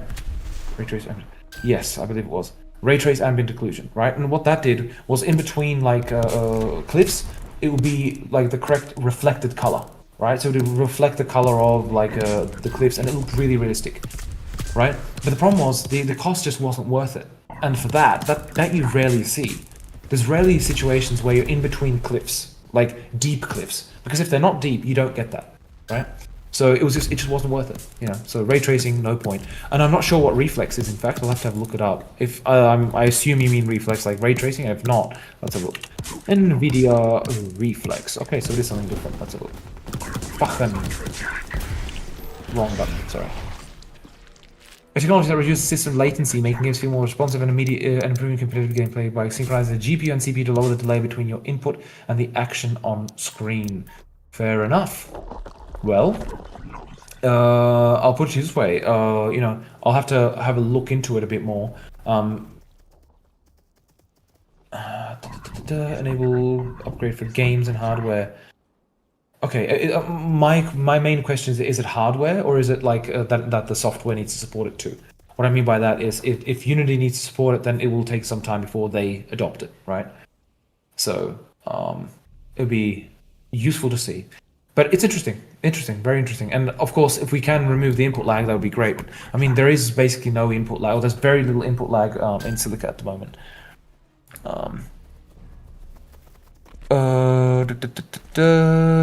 Will you get a babysitter for this week? I mean, probably. I'll see. Yeah, it depends on when the release will happen. Right now, we're looking more towards like Q1. You know, so we'll see exactly when it happens. But I mean, realistically speaking, I know how I'm probably going to be a lazy fuck, and probably I'm not going to do proper organization around that because I'll just be like blasted with work and be like pushing for 1.0.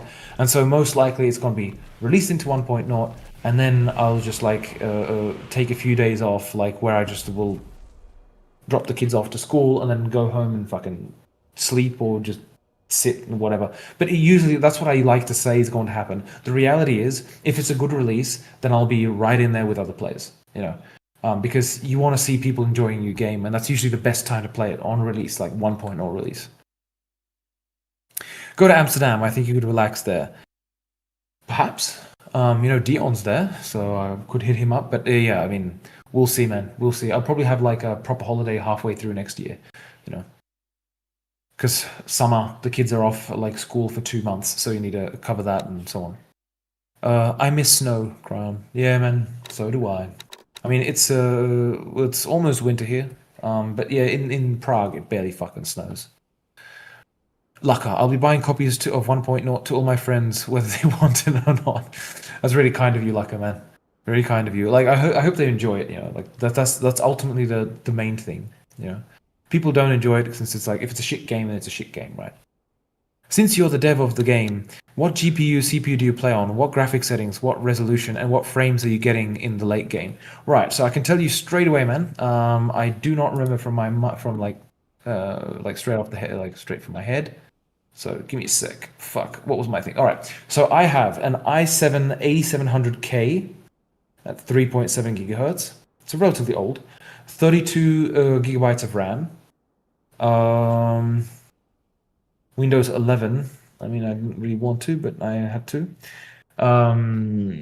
Fucking shit. Graphics card. Shit, what graphics card do I have?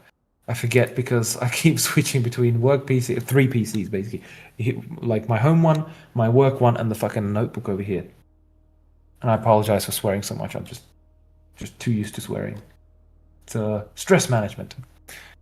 RTX 3070 is what I've got here. So relatively old, yeah, but that's fine. And okay, what else? What graphic settings? Ultra. I have it all on Ultra. It handles it fine. GPU, CPU I mentioned. What resolution? 20 quad HD basically.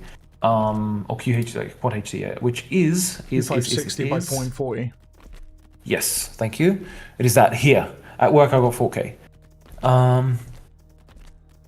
Fuck, where did I miss? What was the other question? And what frames do you get in late game? Shit, here. Yeah, this is specifically why I keep this PC, right? Because like in late game, he gets like triple my frame rate. Sometimes I'm getting like fucking 19 frames per second, and he's getting 60. I was like, or 50. I was like, what? How's this possible? So, and that's primarily because there's still some optimization to be done. And I know exactly, like I had like, it was fantastic. One of the Unity engineers, he flew in he was like on a holiday, and then he flew in and like asked me, "Hey, I'm in Prague. Can I stop by?" I was like, "Oh, fuck yes, please." So we stopped by. Great guy. And you know, we went through like all the stuff. He showed me these fantastic tools I didn't even freaking know were there. And so I wrote down a lot of stuff that I want to go through and optimize. There's a lot of it. There's a lot of stuff that can still be improved upon. So the actual effect of it in the final case, I don't know. I'm not sure. I'll have to play with it. But definitely we can improve things on the graphics card. Definitely we can improve things on the CPU. So we'll see how much of a difference it makes in the end. That was a long answer to that question, but shit, where am I? Oh yes. Same, already gave the game to 2. Thank you, Cryon. You guys are legends, man. I hope those people enjoy it though. That's the important thing. Reflex is hardware based. It's an in-game setting. Obviously, it would only be for NVIDIA GPUs, but many games use it, even though AMD exists as well. Yeah, true. I mean, you know, if there's something like that, if there's something which makes a big difference, like, I mean, if we're talking about something which is very specific to a graphics card like DLSS, it would be good to have it in. If it's a matter of that, you know, Unity adds support to it, and then I can just easily switch it on or off, then I would add it in 100%. If it's a matter of like having to import like put in the package, or utilize the API and get it to work, that's usually prohibitive because the Unity source code is quite locked, right? So adding it to the renderer is very problematic, right? Reflex is hardware. Oh yeah, that was this. Don't forget to advertise it more. I've seen many games not take off simply because not enough people heard about it. 100%, man. 100%. This is it's a bit of a contentious topic, marketing, with this. But yeah, 100%. It needs to start like getting proper marketing support leading up to release, because right now it's been absolutely dead in terms of the marketing.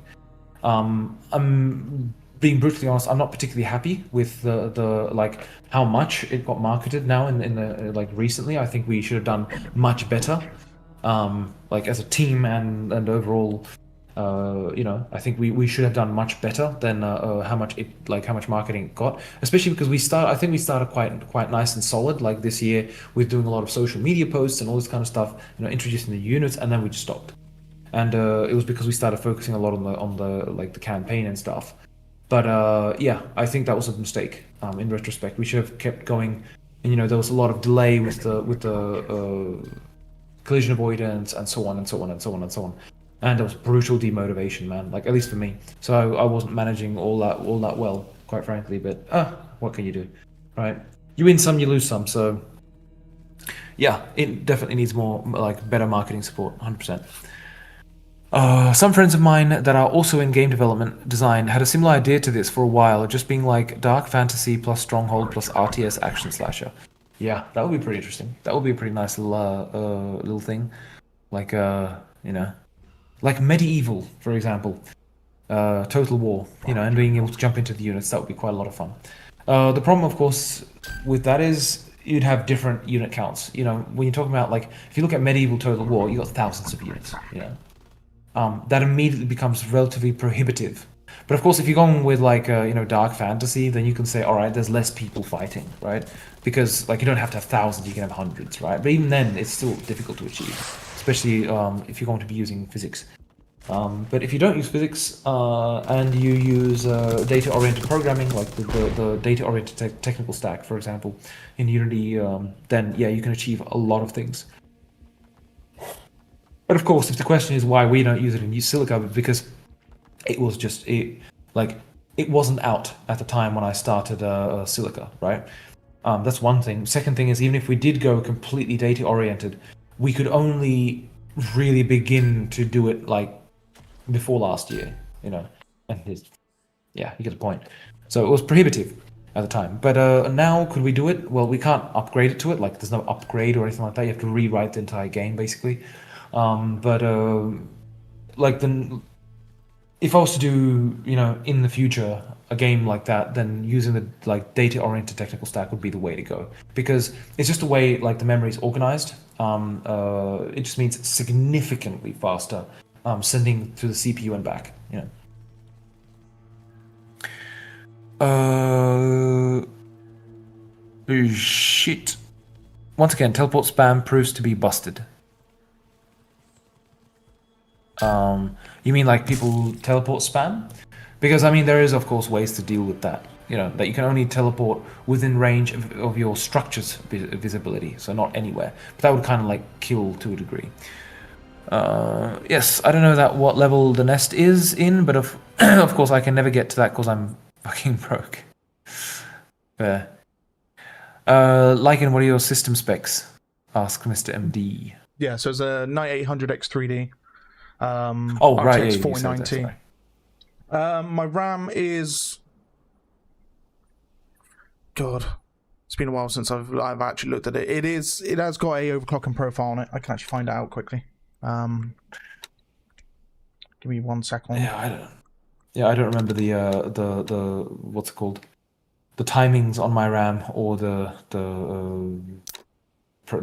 rate, you know, the megahertz. I don't remember that, but it's old.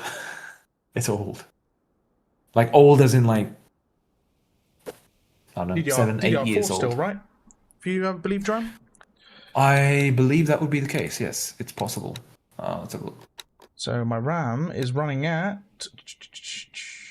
Manage. No, not pin to start, for fuck's sake.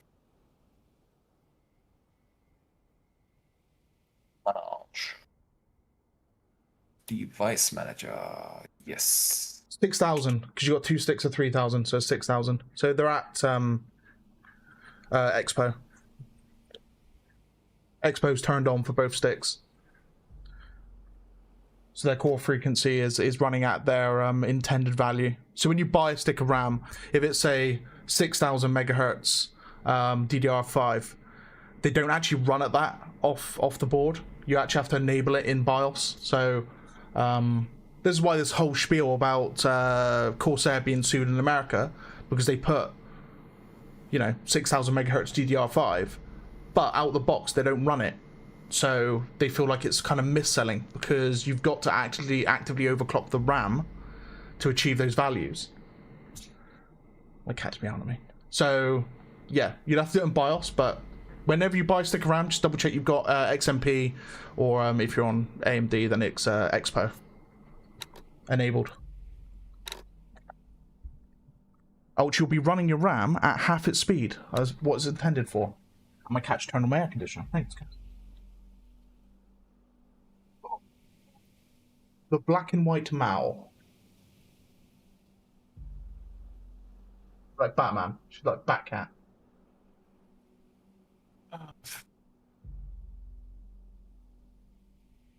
Batman mask. Can't really see it because the camera will cut her out, but there you go. That's Lexi.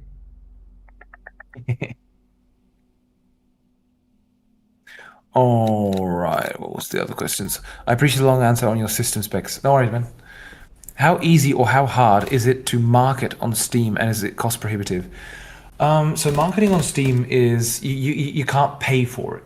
Yeah, you can't pay to market on Steam. I mean, there are some like certain like things that I think that you can do, but in general, I think it's a relatively fair ecosystem in that regard. Right. But it's a lot about wish lists. I mean, you need to promote the like before release. You need to promote the game to get wish lists. That's really important. You know, and that can be cost prohibitive depending on how you're marketing it, right? Ideally, you make a good game which is which people will enjoy watching, right? Because then, well, you know, various streamers will go and play it, and it's fun to watch them play it, and then you have a desire to actually check out the game, and then you have a desire to buy it, ideally, right? But it's a tough one. I mean, many games are released just per day, you know, so.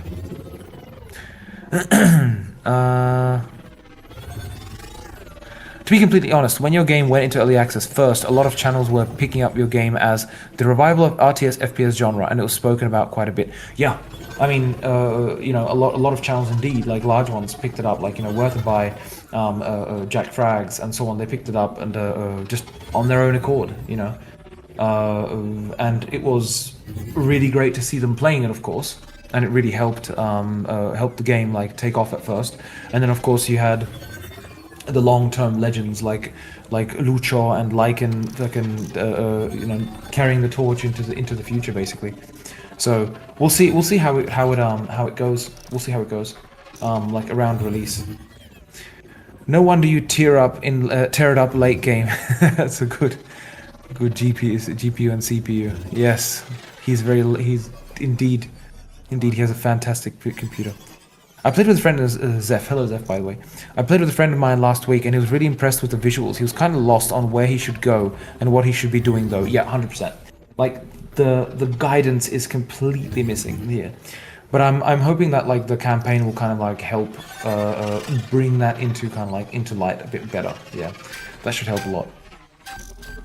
But in general, I think there needs to be a better system in the game. Like in the past, what I've wanted to do was have the AI give you interesting tasks to do of what it wants to do, right?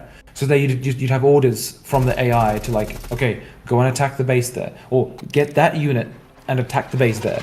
That's kind of what I wanted to do, but it's a bit more difficult than I originally thought it would be. But in retrospect, now I do think it is definitely possible. But yeah, I'll have to we'll have to decide how to improve that flow. Like the early game is the biggest problem for like new players because you hop in multiplayer, you're like, fuck do I do, right? Everyone's like, oh, well, you're not attacking the base yet? And it's like, what? On the topic of many units fighting and physics, a game that was supposed to launch coming week delayed though, Kingmakers has thousands of units on the screen with RTS mechanics while being a shooter. Kingmakers sounds very familiar. I assume I had a look at it and I was impressed because the name remained in my mind. It looks insane because yeah, it's just it. Yeah, you have to watch the trailer to know just how insane it looks. Like full medieval battles, and you're just in a car running everybody over. Ah, yes, this ridiculousness. Yes. Yes, I do recall this. I don't think there's much physics though. Like I didn't see too many physics mechanics there, but fair enough. I mean, that would be probably like, fuck, I don't know if that was in Unity or if it was in Unreal. I'm not sure. Looked fun. We'll see what happens when it comes out. Was it meant to be you as a time traveler going back in time to command medieval factions and terrorize your opponents with your modern tech weaponry as they try to overwhelm you with medieval stuff? Yep, that sounds just about right. Basically, I imagine the developers like, I want to be able to shoot these medieval knights. Fuck, I need to come up with lore for that. Well, easy. Just have to go back in time, right? Yeah, no, that's a good idea. It's a funny idea. I guess it's a similar idea to like taking Pokemon and adding guns. Yeah. We beat aliens through teleport spam. Yeah, fair enough. Yeah, teleport spam. I mean, like one way to solve teleport spam is a greater delay between each teleport. Right, that's another like not you, but if once you use it, there's another, let's say, 15 seconds before the next person can teleport. That's one way to do it. We'll see. Like I mean, it's mainly about balancing, but in general, the way I would probably do it is that there must be a certain distance from active targets. Yeah, something like that. I'll think of it later. Like yeah. We should do a human versus human. Since the Centauri update is coming, we won't be able to have the same experience ever again. That's true. Indeed. Well, technically you can, if I were to say spawn in a Soul HQ and a Soul HQ, right? Yeah. Like, shit, I'll have to make it adjust for that, because it takes a construction tree from the desired thing, so it wouldn't work straight out of the box. But with Sandbox, that should be possible to do eventually. So yes. But of course, the units are going to be different because they're being split in various ways, right? Well, we don't have tech for this game. 3 barracks, too many infantry to counter. Yeah. I think the game could use squads, like in Battlefield, to spawn on. Perhaps, but I mean, it's still the same thing as teleport spam. It's the same thing, basically. There's a command, I think, to fix that tech bug. I believe it was a good idea not to promote it so strong this year yet. it probably will have more momentum once the Centauri units are introduced and a few other issues are solved. Yeah, I agree with you, Mr. Connect. I mean, it wasn't like the thing isn't about like promoting it, hey, buy it now, but more about like you need to have some minimal marketing, which is like, hey, we exist, we still exist, you know, and we're still look what we're still working on. You know, that's the kind of stuff I think which still needs to be released, even if you want to kind of keep it a bit more low key, right?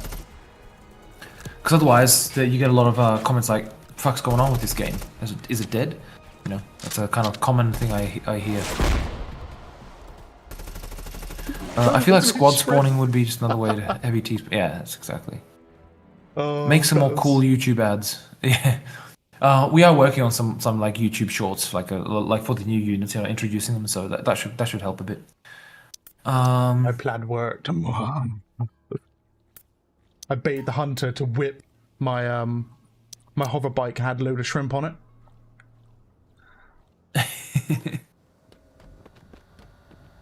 Do you think Steam was better when Greenlight was still a thing? Yes, 100%.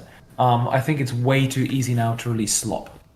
Yeah, because what I mean by that, I'm not saying other games are slop. I'm saying there is a ton of slop, which is just... I mean, look at it this way, right? You pay €100 or $100, I forget which one it is specifically. It might be like that for depending on the region, to be able to release a game on Steam. That's the entry, right? Now, you can release whatever you want, but of course Steam has to review it. Infantry or something. They review it once, Pop back in as commander. and then you release it, right? So the question is, what that means is you could go to the Unity Asset Store or the Unreal Marketplace, whichever one. It's relevant.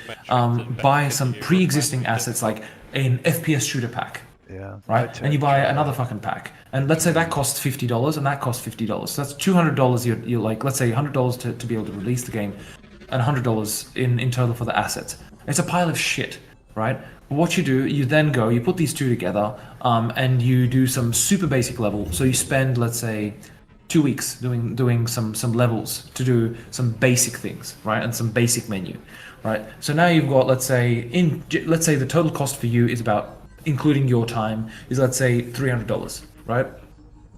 You release it on Steam for, let's say, $20, right? Or let's say 15. Yeah, 20 is unrealistic. Let's say 15, right?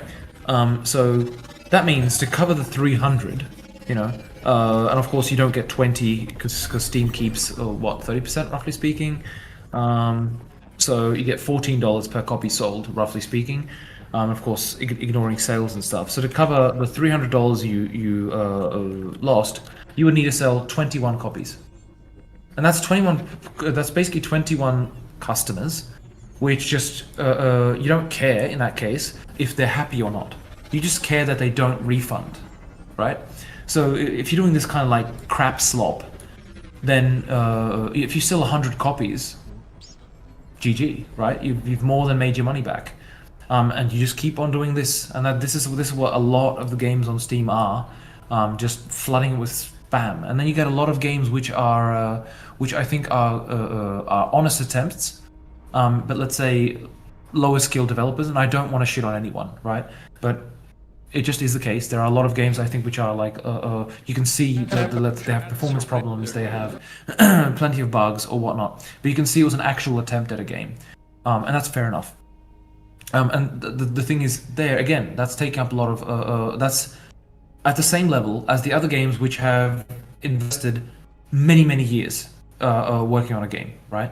So the problem is, I think, with Steam is it doesn't really differentiate between them, right? And that's a good thing and a bad thing. It's a good thing in the sense of, you know, we have like 100. You're up against the Titans, though. Then again, the Titans, the AAA Titans, right? Those ones, like the massive games which are sold on Steam, those do of course have a relationship with Steam, and they can ask for a good release slot, right? Like a release, not slot, sorry, release support, right, and everything. So that's a completely different story there, right? But in general, you know, as an indie dev, you're like releasing something.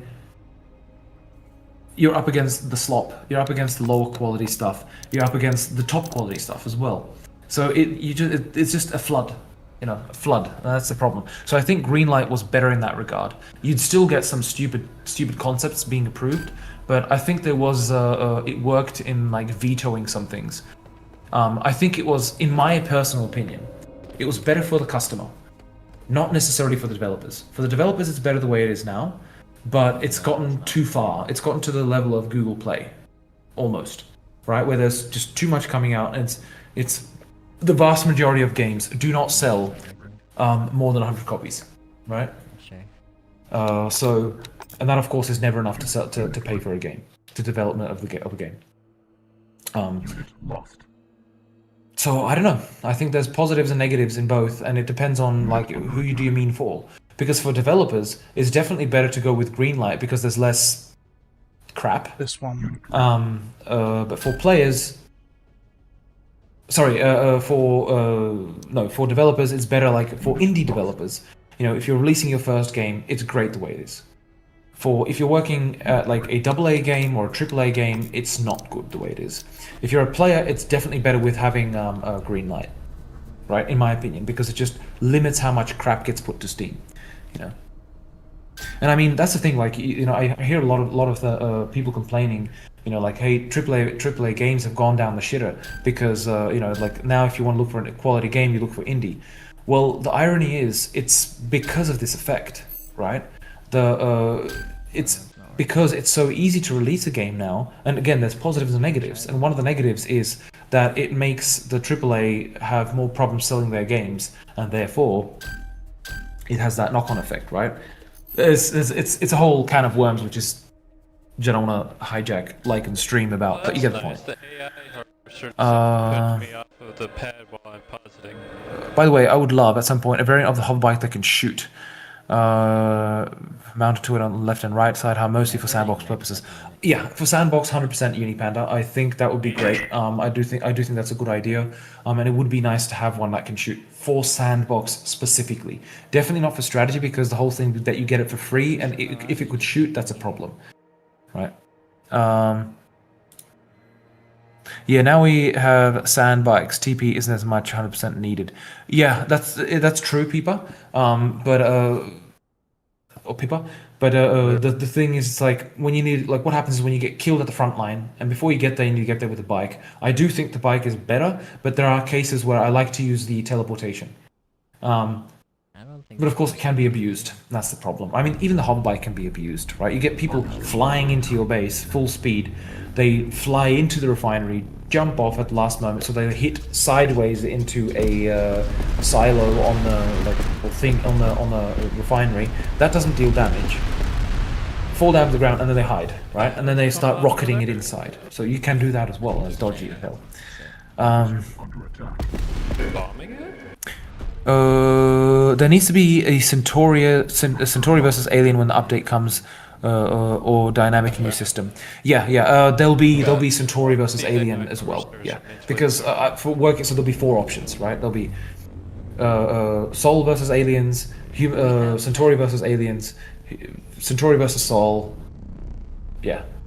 And then of course maybe even random in the future, but that's irrelevant. But mainly, like eventually, if we did, I don't know, eventually do like a 4th faction or some shit post-release in some DLC or I don't know what, like if it made sense, then that's when you kind of like could rework the selection system better, or maybe even like posting. Shit, I'm talking too long. I can tell it's late there. Dram is downing that coffee. Says to wife, "Bring me some more." Well, actually, it's I'm super boring, but actually, it's just water with like some vitamins added to it to make it fizzy. That's it. I don't drink coffee in the evenings because I'd have problems sleeping. Also, the reason I brought up Kingmakers was due to the topic of unit masses. It seems possible, even though what feels like 90% of the devs struggling with it as well. Wonder what their trick is. Their trick is the same as Ultimate Epic Battle Simulator, in my opinion. And that is that those units aren't really physical. They're not physically based. Like, they're not physically moving around. Like, they're not, you can't push them into each other as a horde. Right? You can, of course, hit them and they go into ragdoll, and that's like individual units that happening. But they don't go into like a full... Yeah, because in Silica, when you're hitting units, they're actually physically simulated, right? And what they're doing, they're almost definitely using like a data-oriented technical stack. I'm not sure if Unreal supports it, but definitely Unity does. So 100% that's what they're doing. But it has its limitations. There's like, you can do pathfinding on the graphics card, which is a really, really novel idea, a really good idea. But that has limitations as well. As soon as you want to do something more complex than just simple like A-star pathfinding, you got problems. Because it becomes a bit more difficult to actually like yeah, and I mean it's prohibitive in the tech of like you need to understand shader, like how shaders, how to write shaders, and get what you want from them in like non-graphical sense. So it's a bit beyond like my knowledge, to be perfectly honest. But you know, it's if I was going to do an upscaled Silica, that's probably what I'd be looking into.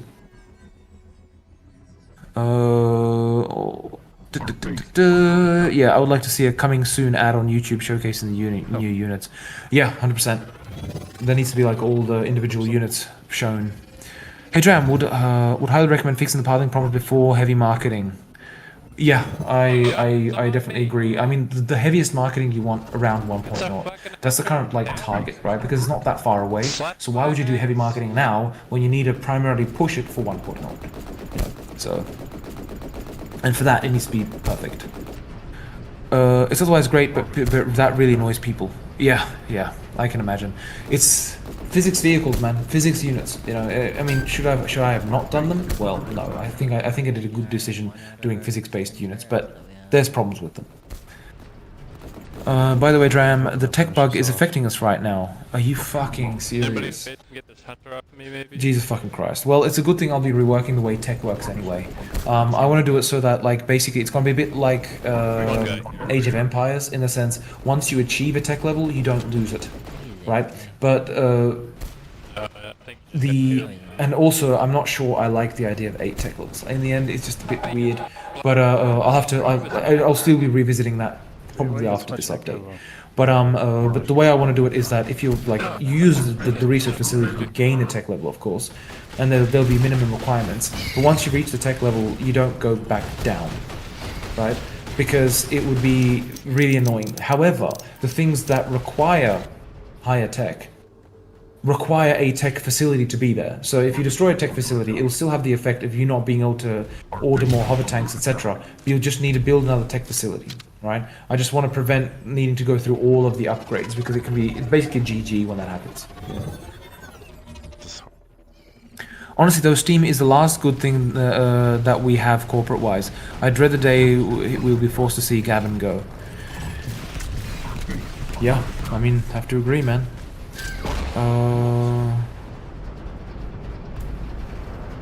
Dram, you didn't see that.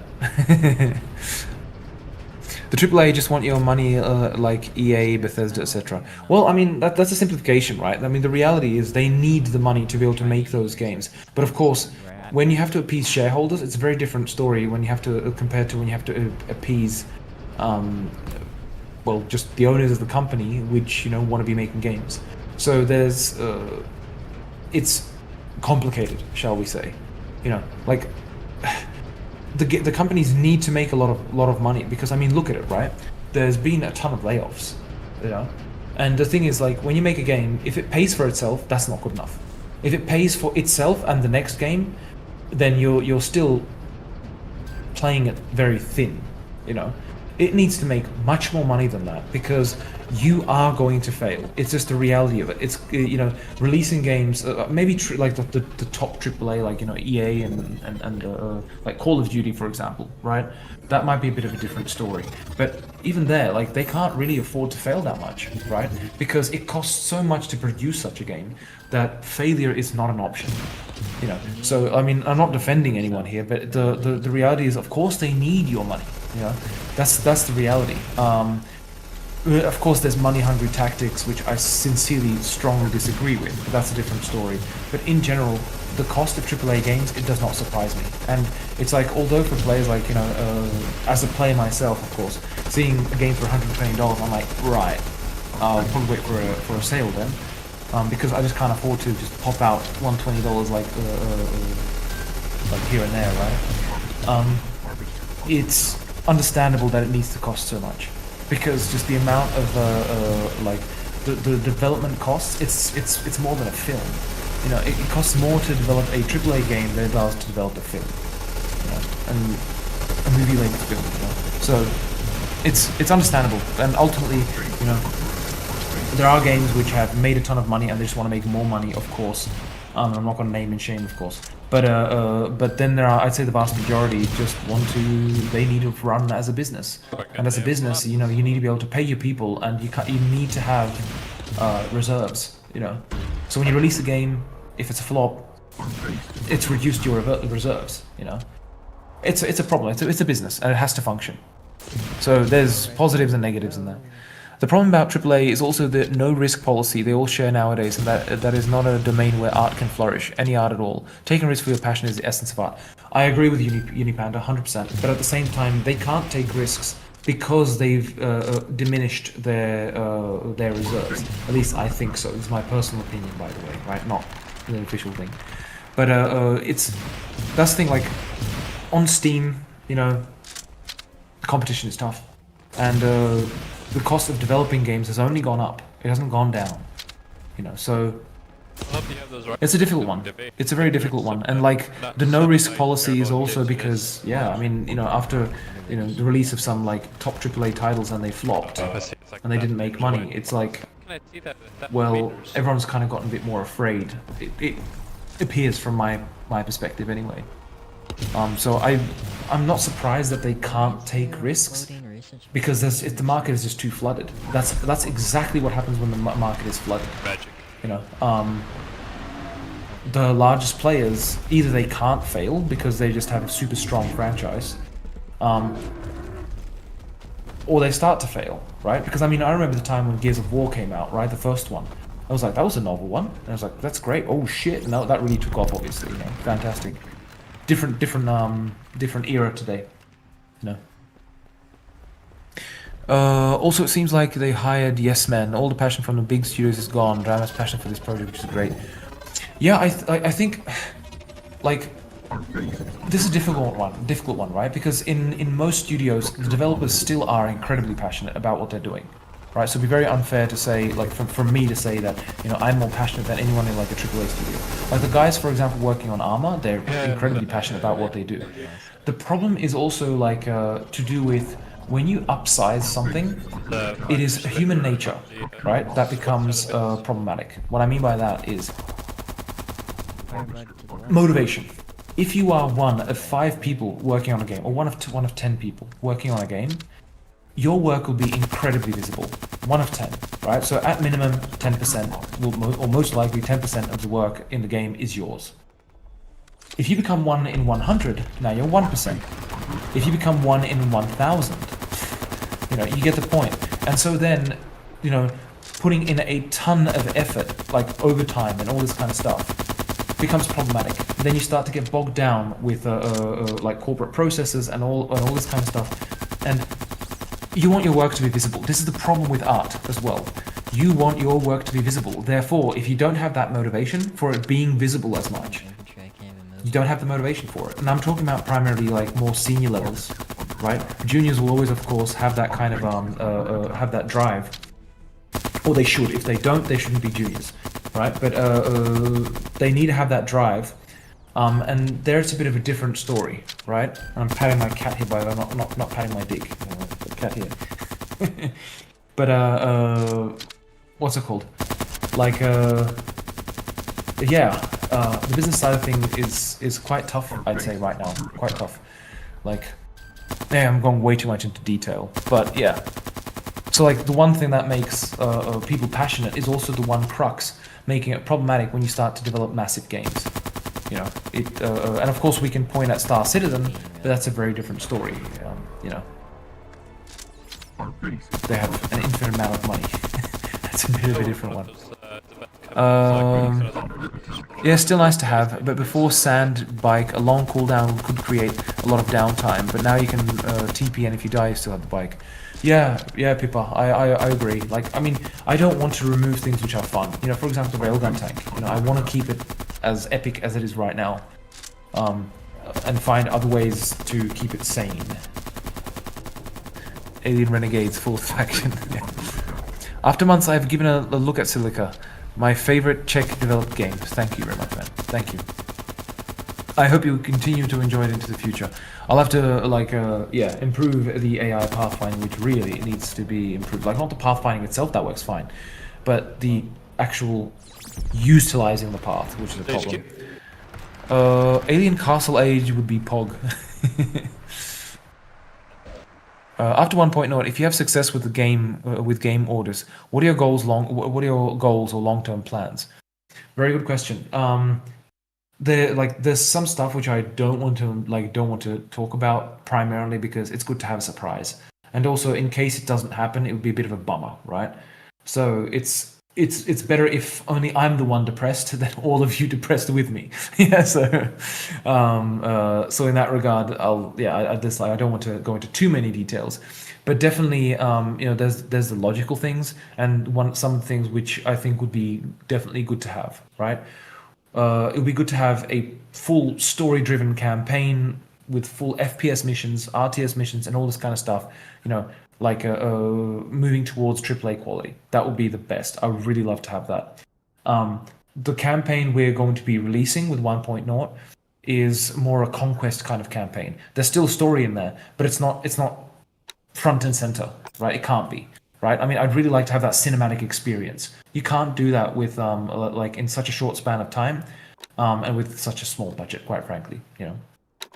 So, alas. And then there's of course the improvements, such as damage, debris, and all this kind of stuff, which would be fantastic to get better simulation of, right? Or play more of a role. I kind of wish Goliaths would lose walking speed when under heavy fire. They do, actually. Aliens do slow down when they're hit slightly, but they do. So you have to hit them enough. They have a minimal damage threshold. If you hit them with railgun tank, they will slow down for a time, for 1-2 seconds. 1 second, I think, which is enough usually to continue. Oh shit! Where am I? How does that rocket launcher reload? The massive one. Yeah, I mean, you got to take a bit of abstraction here because obviously it's an RTS, right? So if it had to go home to reload, that would be frustrating as fuck. But the whole idea is it also has some storage inside the thing, but fuck it. I mean, it's just mainly about it reloads magically. Basically, the whole idea is there is some logistics that is invisible reloading it, yeah. Silica, are robots and AI a topic in the Silica lore?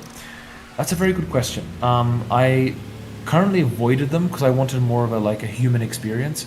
Robots do make sense, of course, and having combat robots. That's a thing I would think would be interesting to have, especially some mechs, of course. But mechs can be driven by people. As for AI, I wanted to kind of leave it out. One, to differentiate it a little bit from Dune, right? Because Dune had the whole Butlerian jihad, etc., etc., etc. Right, where they had the AI essentially take over everything, and then people rebelled against it, killed it, and completely banned any form of AI. Right, that's the story of Dune essentially. I kind of want to avoid going down that same route, right? And also because, the whole, why would you have people controlling vehicles when you could have AI do it and not suffer human losses, right? Why would you have infantry when you could just have a swarm of drones? One thing that is meant to be there is that on Bolterus there is the interference from Bolterium. That's kind of meant to cause problems for navigation, cause problems for guided missiles and so on. That's the whole idea why some of the weapons are inaccurate, right? Not machine guns, of course, but rockets, guided rockets or ballistic rockets, etc. But otherwise, AI it doesn't play a role in Silica's lore. Just purely because I want to avoid it. I don't think it would add anything interesting to lore, because I think Dune explored that relatively well, or the consequences of it anyway. Silica 2 Resurrection. Yeah. By the way, Lycan, yes. Did you ever end up playing Darkwood? Oh, this is just Unipand asking. Yeah. Did you ever end up playing Darkwood? I didn't end up playing it. I still intend to play it. I say this every year. I still intend to play it. It's just finding the time to play it. I did, however, watch Insum play a little bit of it.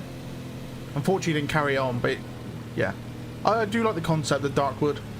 It's a very, very unique horror title. It's just finding the time to play it. Like literally, if I'm playing anything, it's gonna be.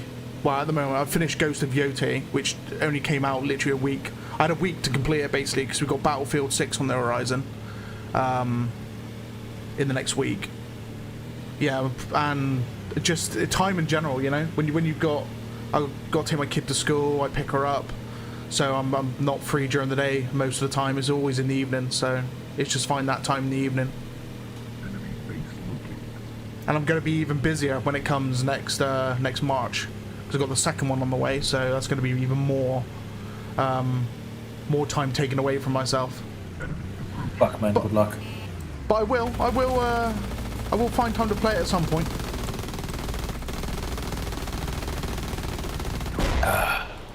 Right, so time. It's not multiplayer, is it? Darkwood? Yeah. No, single player title. Alas. Yeah, it's like Dram, I hope... top-down view.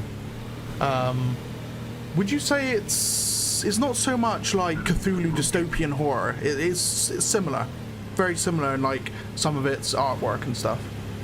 But it's a bit strange. It's one of those games where it's got very, very strange lore to it. Fair. I don't think I've played it, but I've been watching it for quite some time.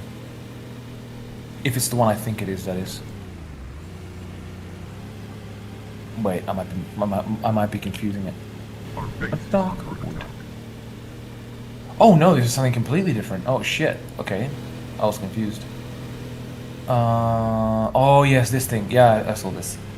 I think I've got it wishlisted, so I don't forget about it.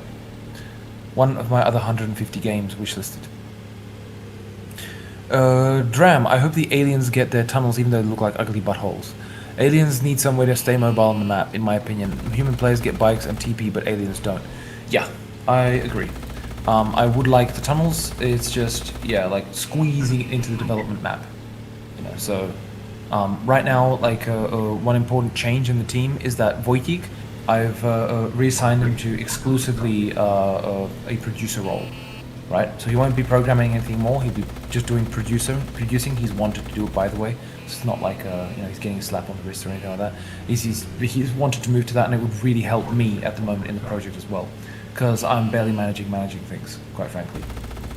So, yeah. So once he kind of like dives into it, he's starting literally tomorrow, like full time in that role. And so we should get a better plan put together. That's what I expect of him. And yeah, I'll see if there's any room to actually squeeze in something like that. But the aliens definitely do need something. But the worst case, it could come out without it, but it would be a big pain. It would be a bit of a pity. Yeah, I mean, one way to do there is like an alternative way to do fast travel, and that is that you could like exit your alien unit as a soul and float across the map, right? Like within vision range, right? For example, that was like another thing I was toying with, you know, but that could be complicated in itself as well.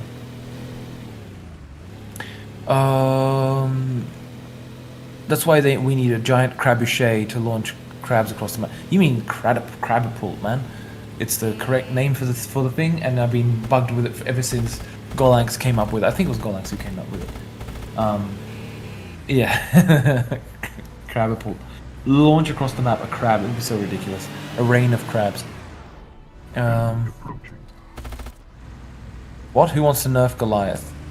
Yeah, I don't think the Goliath needs any nerfing. But to be fair, Golanx, ever since I did the fix, because there was actually a bug where the weak point, how it was on its belly, it was I didn't remove it entirely. I just disabled it, right?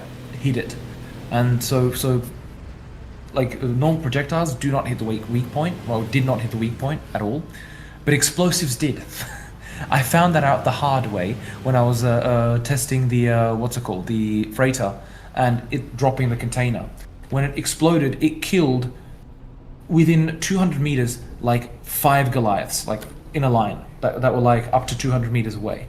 I was like, what the fuck? And when I put crabs in that same distance, they survived. I was like, what the shit?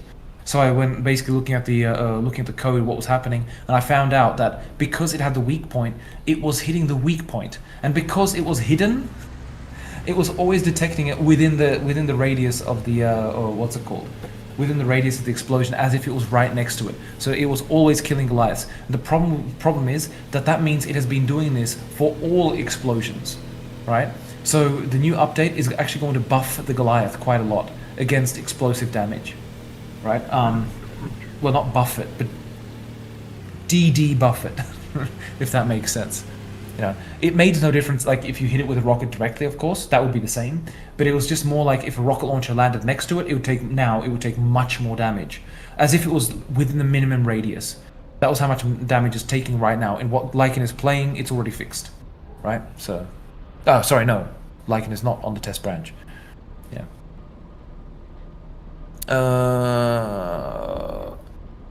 Silica 2 Crabapult Rising. Fuck's sake.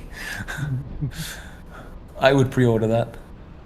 I drive a Logi truck to reload stuff, but that's for the Milsim version of Silica. Yeah, like a logistics truck I think could be an interesting role to have, but I think it could be like a logistics truck just maybe speeds up reload or something like that, you know? That could be a way to kind of like do that, right? Then there's problems with sound. When do we get an Armor Reforger Silica mod? You mean like Silica for Armor Reforger? Well, I mean, there's complications in that. Honestly, I don't think anytime soon, being brutally honest. Definitely not within the next 2 years. 2 years or so. My estimate, anyway. Or crabs climb onto the Colossus and then fall down like paratroopers. Yeah, that's true. Tens and tens of crabs, imagine. Dram and Lycan are BFF by now. Are we best buddies, Lycan? Are we best buddies? Yeah, we're best buddies. I get to send Dram loads of things on Discord regarding glitches, and then Dram slams his desk in anger, does the Dram serious face, and goes, "Fucking harvesters," and then carries on with his daily routine. To be fair, that's pretty much reality. I bet you were thinking Sons of the Forest Dram when you heard Darkwood. No, I mixed it with Gloomwood. I think is the name of it. I'll check if it is it. Gloomwood. Indeed, Gloomwood. I mixed it with Gloomwood.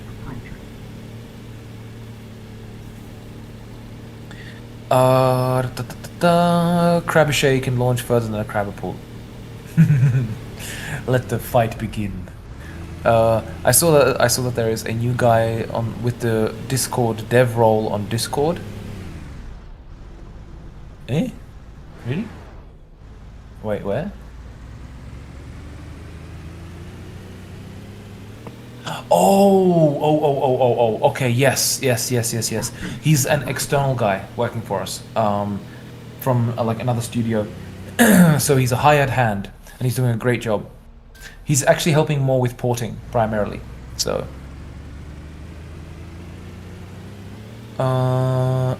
Crab Ballista, yeah, it's called Crab Ballista. And Crabbo, we have the whole medieval roster, that's true. Oh god. Imagine getting launched by a bow, that would be so ridiculous. Anyway. Crabbo. Gloomwood is also peak. Your taste in games is really nice. Dude, have you played, since we're talking about Gloomwood and like similar dark games, have you played, well, Thief, essentially? Right, Thief 1, Thief 2, fantastic games. Old as fuck, but fantastic games, man. I didn't enjoy Thief 3, to be perfectly honest. I did not play Thief 4.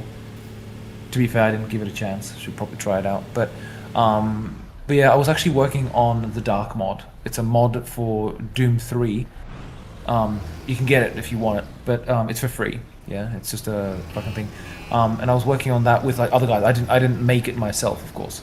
I was more of a level designer on there, like doing some stuff and did some assets and some coding and stuff. Sounds, effects, whatever the fuck. Not all of them, of course. It was just another helping hand, shall we say? But yeah, it was a total conversion for Doom 3 to make it into Thief, essentially. Yes. Yeah, I highly recommend Dark Mod to people. In fact, Lycan, I recommend it to you. Have you ever looked at the Dark Mod? I haven't. I actually haven't played Thief. Fucking hell! All right, dude, you got to play Dark Mod, man. Yeah, I haven't played Thief at all, and I haven't. Yeah, no, I haven't. I have a weird like timeline when it comes to games. There's like a point in time where I was playing just solely like FPS, RTS. I never really touched like dark games or horror games in general, unless it was Resident Evil or Silent Hill. It's only until like recently where I've kind of like put my feelers out a bit more towards those type of games. Like when I was doing like the Halloween-a-thons and stuff, I played like Alien Isolation. I played Slender Man: The Arrival. If you remember me playing that, that was pretty insane. The new Silent Hill remake, you know, we played GTFO Dram, you know, those type of games. There's only like been in recent time where I've like gone and played different like horror and dark titles like Phasmophobia, that sort of stuff, right? But no, I will take a look at the Dark Mod. It's for Doom 3, you said, yeah?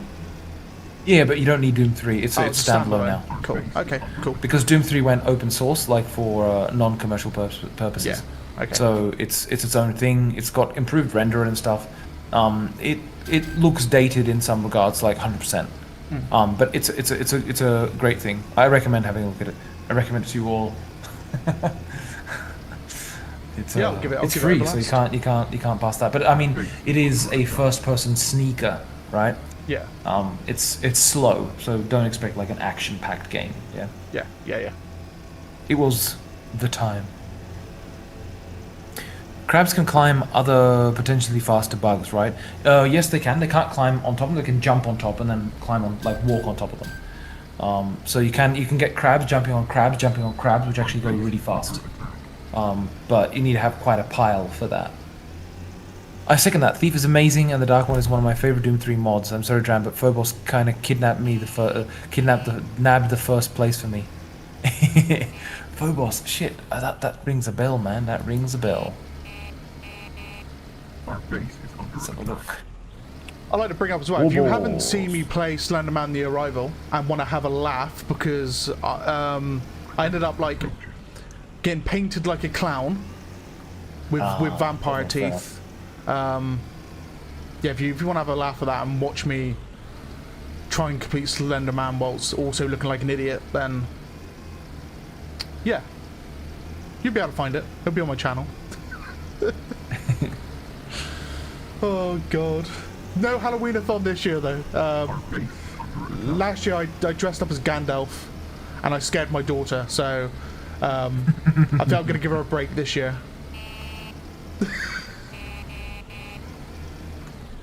We could play something scary though. We could, yeah, something we could. Multiplayer. Yeah. That'd be fun.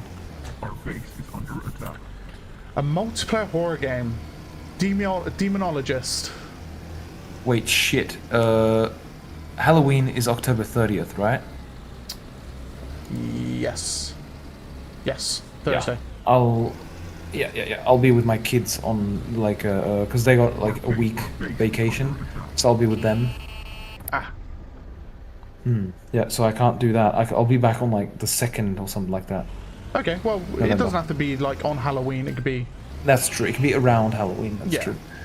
It's the modern day trend. Celebrate things in advance or late. There is a new Alien game though. Well, kinda. It's a VR title that's been converted into a first-person shooter, basically, and that's the Rogan Surgeon, Alien Rogan Surgeon or something. I am planning on getting it to give it a blast. Fair. But I am waiting for Alien Isolation 2, which got announced last year. I do enjoy like classical, almost movie-esque horror when it comes to like Alien. Like if you watch the original Alien, it's like very much that, and then the game kind of encapsulated that like original horror, which is great. Like the Alien is a threat. You know, in the most recent Alien films, the Alien's not so much of a threat anymore, unless it's in mass. What I like about Alien Isolation was it encapsulated how dangerous a single alien can be. Even though in the end there was multiple aliens, but you dealt with one. You didn't deal with more than one at a time. Our base is under attack. Anyway, I divulge. Off topic. You digress. I digress.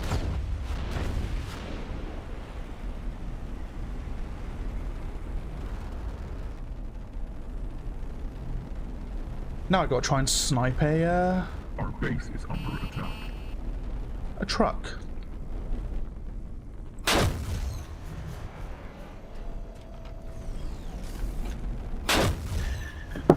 Alrighty.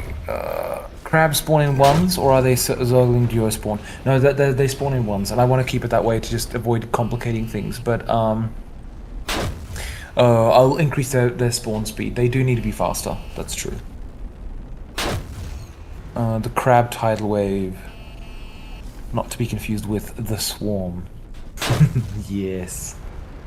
And there can be verticality to a crab tidal wave. Our base is under attack. The crab tsunami. Yep. And on that note, I will have to leave Mr. Lycan very, very soon, so I get some reasonable amount of sleep. Yes, time is ticking. It's actually almost time that I finish the stream anyway.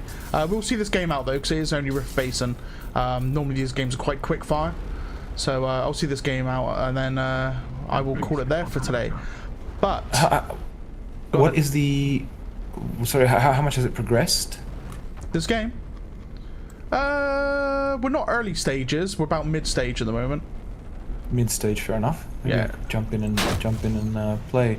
What's it running? Oh shit! Okay, I see all the There's a great buildings. worm. There's a great worm. What's your FPS, man? What's my Our base FPS? is under attack. I would, without bringing up the overlay, I'd say I'm getting about close to 60. Fair enough.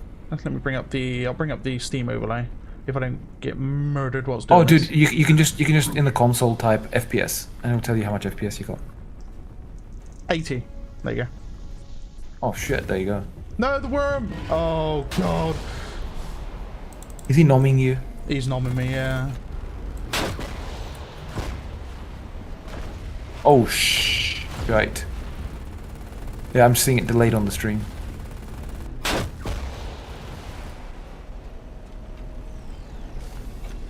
Our base is under attack. Well, I mean, to be almost fair, died to it. you did kill the little one.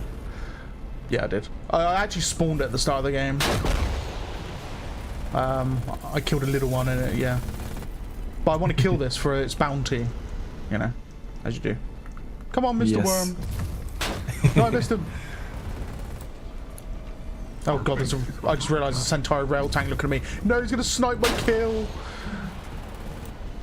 No, leave me alone. Ha! My worm. Yeah, I'm probably happy I didn't put this onto the alien team. I'd have to nerf the great worms so badly, man. Approaching. And it's I'm nice dead, to yeah. encounter the random worms. Our base is under attack. Well, my life is forfeit to a rail tank. Righto, guys. I will piss off because I do need some sleep. Ah, man. I got nothing done, but at least I answered a ton of questions. So, it's all good. You trying to kill the rail? You gotta hit the back ammo box. Oh, flat area, man. Flat area. I'm going Yeah, for his there ammo you go. box. Oh, Or under the turret. That's another option. I killed it. I'm not forfeit. Harvester under attack. Oh my god, I'm almost dead though. Our base is under attack. Yes, good day, lads. Thank you. And guys Yep. and ladies and whatnot. Thank you for the stream, guys. Keep up the awesome work. Indeed, Mr. Lycan is legendary, always streaming. Legend. Oh, by the way, you said you like next Sunday. There's no stream. Yeah, so I'm planning on doing Silicon Thursday. Now, Roger. the reason behind that is because of Our base is Battlefield 6 is on the horizon on Friday. Ah. So I'm going to be hitting it pretty hard. So I'm going to be moving this Silica Sunday to Thursday. and then it'll be back on Sunday the following week. So it's literally just a 1 week thing. No worries, man. It allows me to print and record, and I say print videos and record and stuff, getting ready for that sort of thing. And then I'll be back to normal Silica Sundays after that. But Roger that, man. Silica will be on a Thursday, and I've already marked the stream on YouTube so you guys can see when it's going to be, so you don't miss out. Awesome. Well, good luck with the stream on Sunday, dude. Thank you. Our base is under attack. Right, Dram, thank you for joining us as per usual, and thank you for answering questions and doing what you do best, and watch me break your game and then cry in the back of your brain, and then yeah. My pleasure, man. Thank you, everyone. You guys all take care. And fuck, man. Yeah, hopefully we should be, like, next time we stream and play or whatnot. Thursday, yeah, I don't think I'll have the beta out by then. It would be nice, but definitely, next time we'll stream, it should be actually out in Maine, hopefully. So In Maine? Oh, it might be earlier then. If it's out in Maine, then I'll be streaming actually earlier. Like, what we... On average, what we saying, like Thursday, possibly. Well, like, I mean, we always try to release on Thursdays, right? Because Fridays is a bad idea. Yes. It's just not a good idea to release on a Thursday. So I mean, but yeah, I mean, I'm not making any promises, of course, because it's a bad idea to make promises. But I mean, if we released, obviously not this week, but the week after, then it would be like the 16th, right? That would make most sense. But yeah, like I said, we'll see. Well, when it goes to Maine, regardless, I'll be making a video and going live anyway on the new editions and such. So right to that. Roger. Fuck, I need to go to sleep. Righto, guys. Right. Adieu. Mr. Drum. Good night, and you guys all take care. Enjoy, and see you guys in, I guess, 2 weeks. Yes. And let's talk about the Halloween thing, man. It would be quite fun to play some game again, man. Yeah. We'll figure out what game to play, and then we'll go from there. Yep, sounds good. Ideal. Righto. See you guys.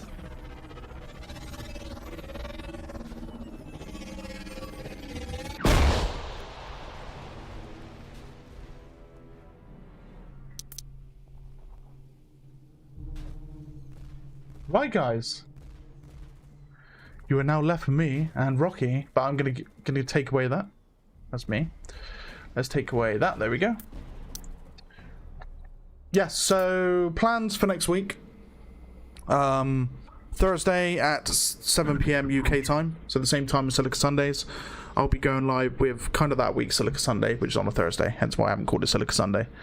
Silica Sunday will not be going ahead on the 12th of October. Instead, what I'll be doing is I'll be doing Battlefield 6 pretty much the Friday, Saturday, Sunday. You'll probably see me Monday and then going forward anyway. But as soon as the beta branch comes out, which hopefully will be the following week, so next week. If it's say the Friday, I will be trying to cover a quick little video on it when I get a chance. And then by the time it goes to Maine, I will try and do like a release stream like I did with the air units. Like we did this big release stream. We had Dram on board with it, and a bunch of the other guys for the air units. I'm gonna try and like approach it the same style to kind of give you guys like a massive like a massive server to play in, basically. But we'll try and fill the server right up to maximum and go from there. So you guys can, slug it out as Centaurial style. Whilst we, try and find the metas and see what's broken and what's not broken. What needs, like, buffing maybe, what needs nerfing, etc, etc. So, yeah. Is there no one on Alien? Or is Alien dead? Hold on. Alien is dead.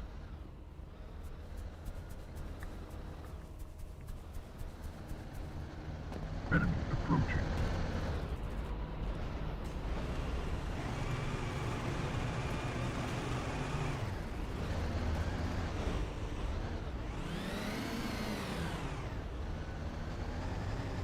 Oh dear. Oh dear. Oh dear. Oh dear. Oh no. Oh dear. Okay, well, this is royally wedged in, so have fun with that one, Tally. Base is under attack.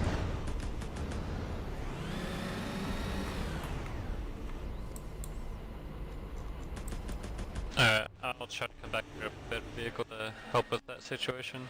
Sorry, I wasn't paying attention to chat.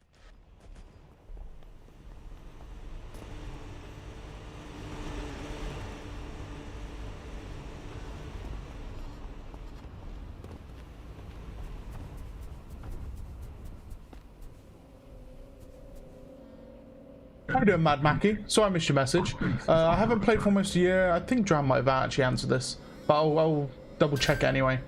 I haven't played for almost a year. Read down and right now. I was curious, any big updates within the period or missed out on? It's too big of an ass, no worries. No, almost a year.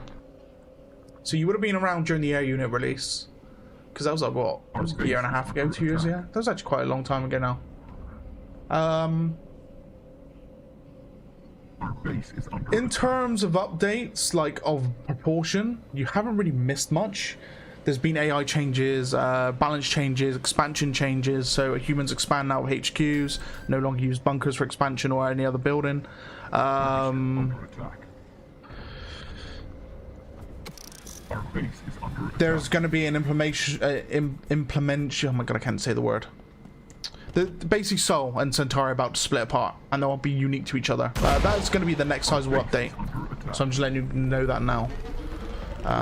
Which I did show earlier on stream. I showed the vehicles that are currently in the test branch. I also showed a brief Commander, where you want Sol, me to go? I'm not sure what that is. a brief Sol versus Centauri game, which isn't complete because the Sol units and the Centauri units were not like actually split apart in that game, but the buildings were all functional. Just stuff like that, basically. I did show off that sort of stuff. But as Dram said, it won't be long now until we actually see the Centauri Sol split in the beta branch. So you'll be able to actually play the biggest update to date for the game very, very, very soon. Like bigger than our unit release.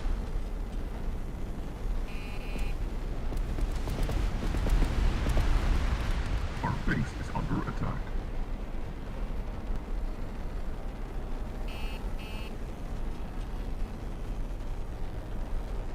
Well, because technically it has a full set of air units in it as well for Centauri, so you can kind of say it's a reimagine of the air unit release as well. I want this rocket truck. Come here, rocket truck. This game's almost over, so once this game has come to its conclusion, we will be ending it there. Our base is under attack. How do I almost get run over by this truck? Hello?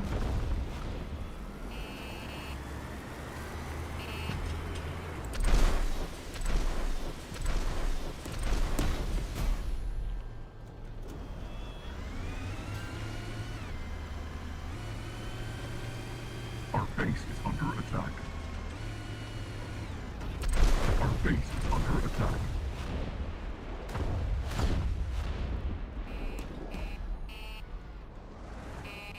This truck, actually, what we're looking at now, this will be non-existent come the next patch. This will be gone.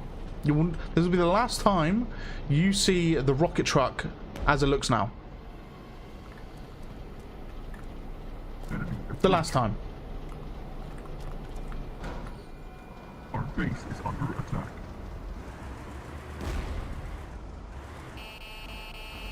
Harvester lost.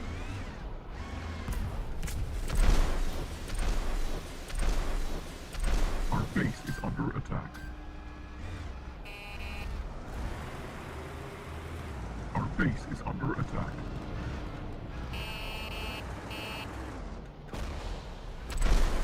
Harvester under attack.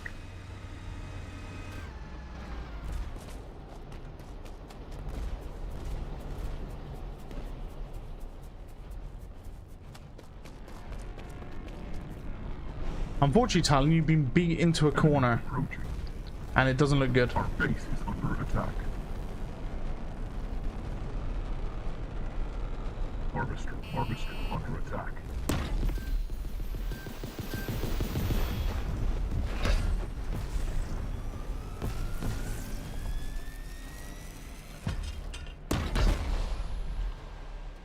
Got him.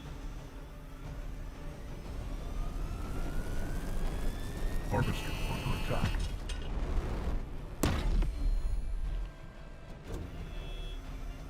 Our base is under attack.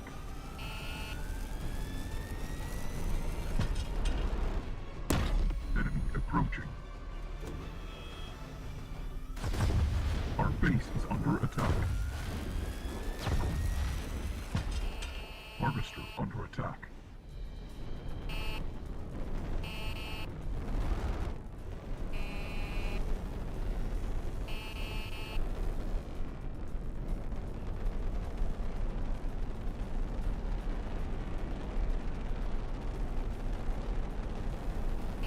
Harvester under attack.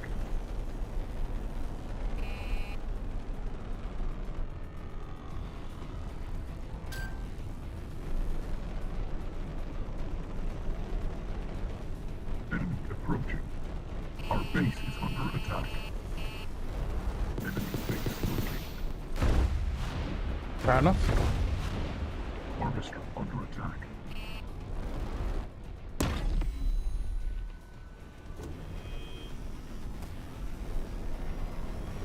Enemy approaching. Our base is under attack. Harvester under attack.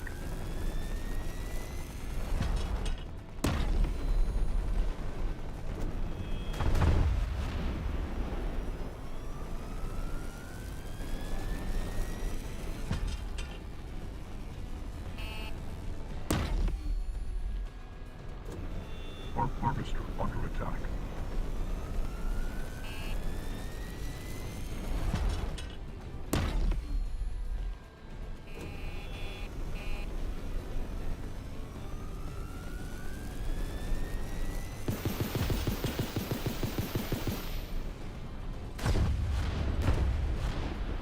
Harvester under attack. Our base is under attack.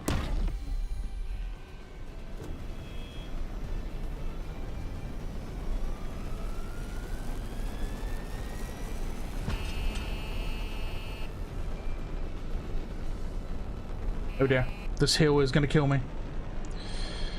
Harvester under attack.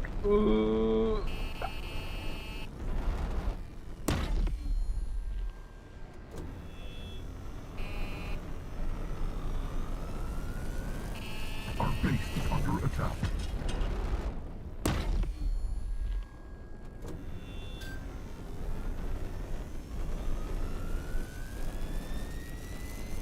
Harvester under attack. Damn it, ricocheted.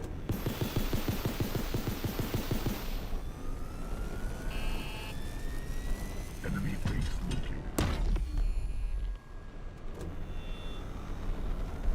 Enemy approaching. Our base is under attack.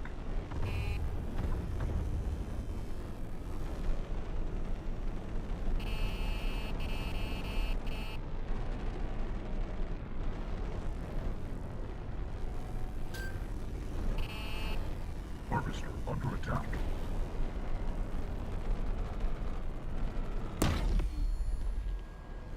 Oh, that's a siege tank up there. Under attack.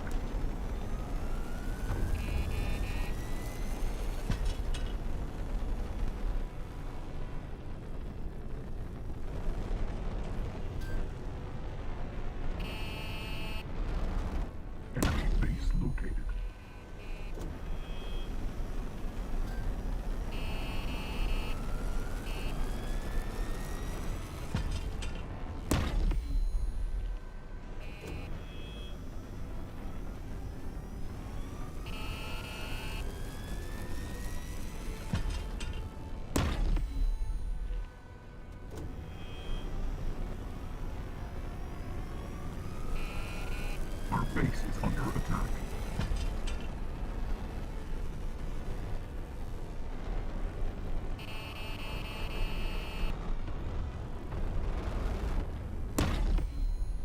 Oh, got him.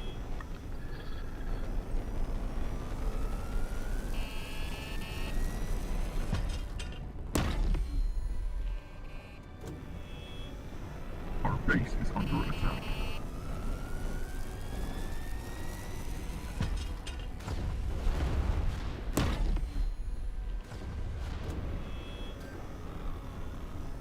I can literally see it on the horizon, Sly.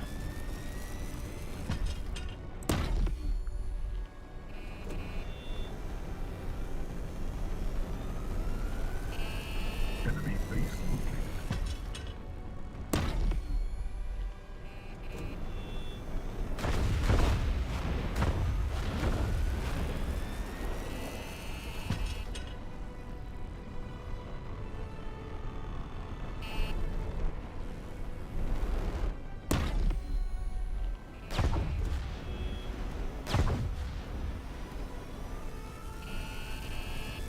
Our base is under attack.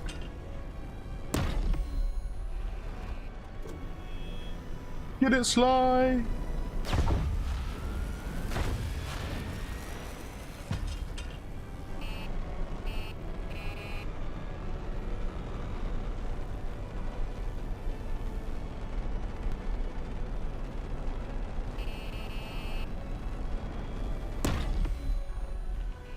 Our base is under attack.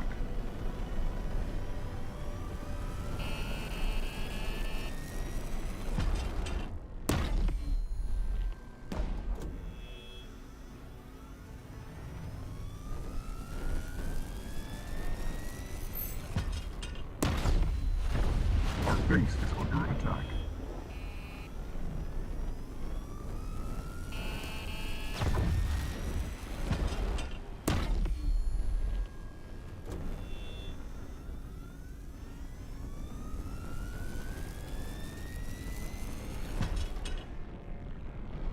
Our base is under attack.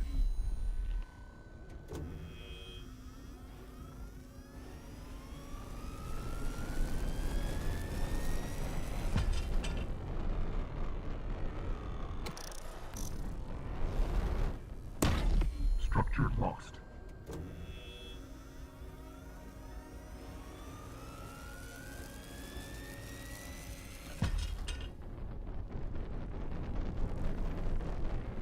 Our base Try and is hold under against attack. these rail tanks. Oh, I knocked him flying.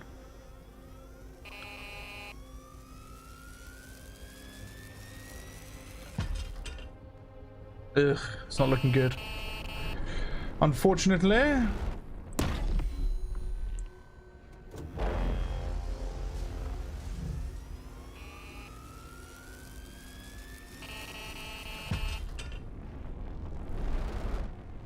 Our base is under attack. We helped dispatch this siege tank.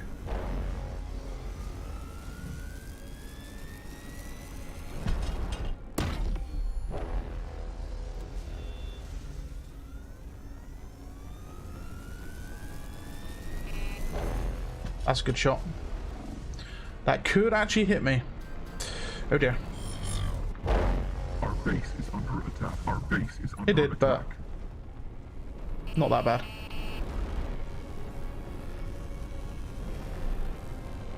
I see that tank there. One right there.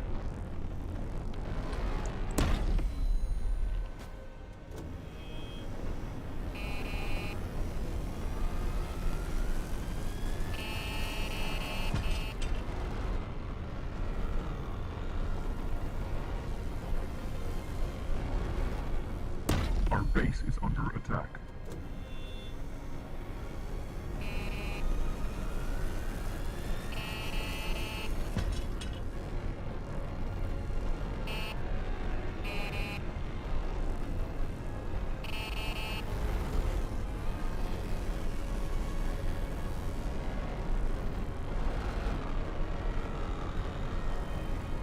Our base is under attack.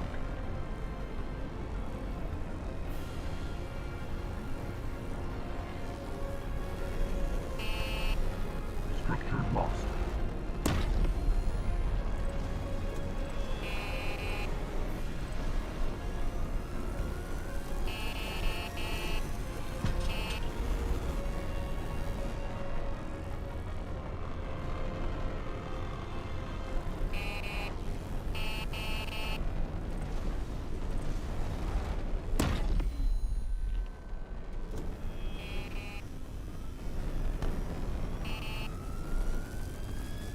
There's not much I can do.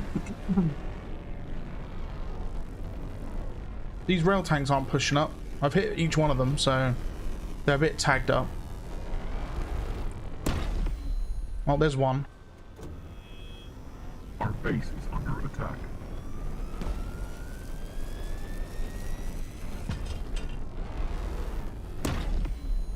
Oh, hit that one as well.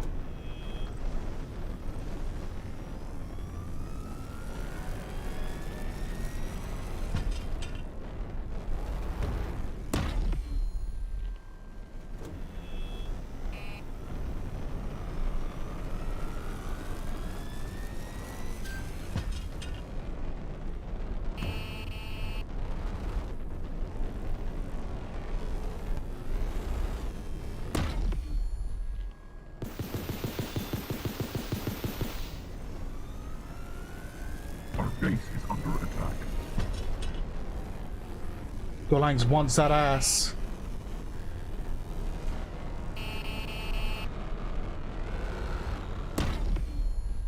Ooh, hit him as well. We do enjoy that.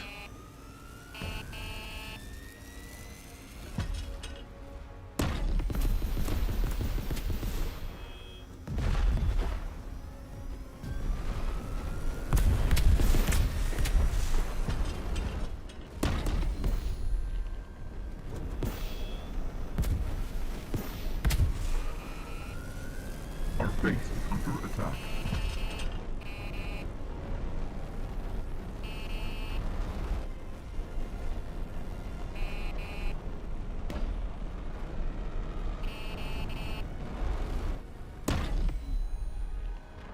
Well,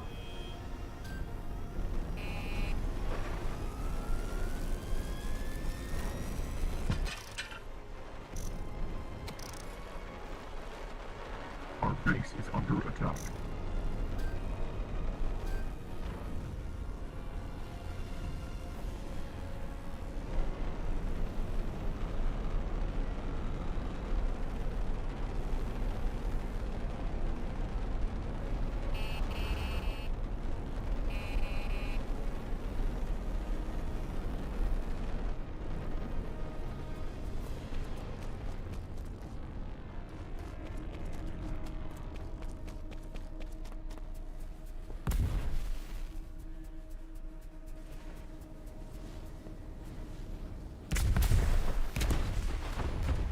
Our base is under attack.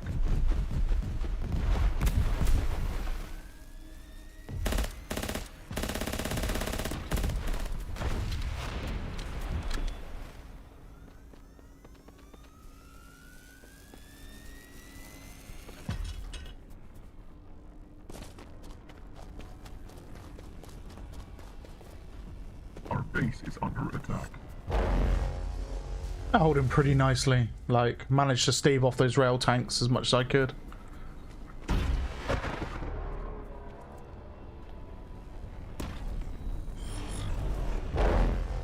We'll get this rail tank off this factory.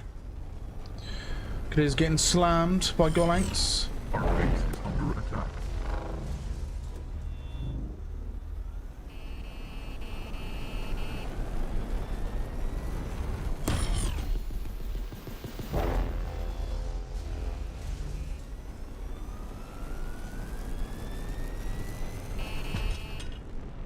Our base is under attack.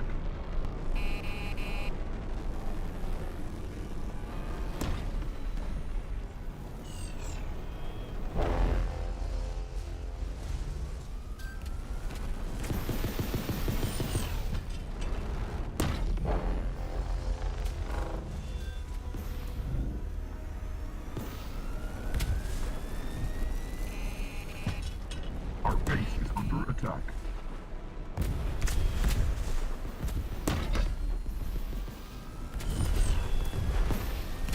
Structure lost.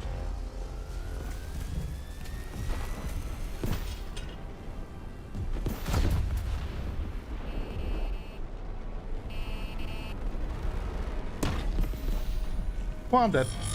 Boom. Enemy base located.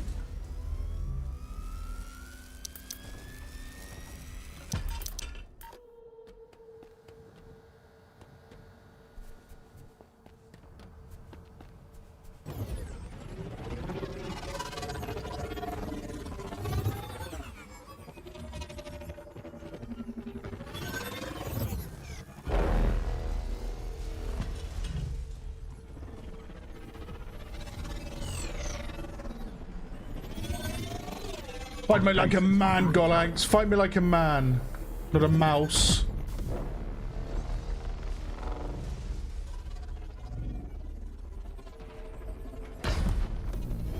Fight me like a man, Golags. Approaching. Our base is under attack. Fight me like a man.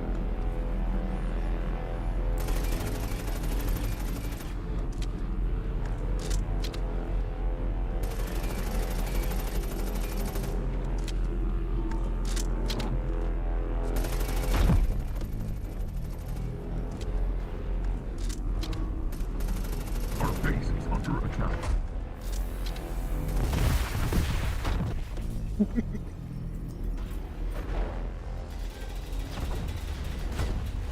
Enemy approaching.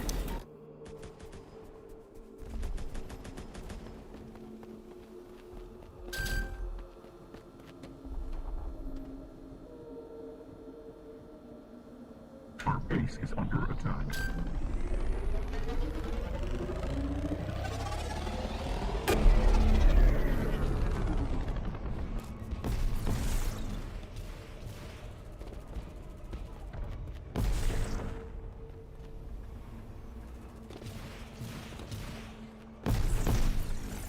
Our base is under attack.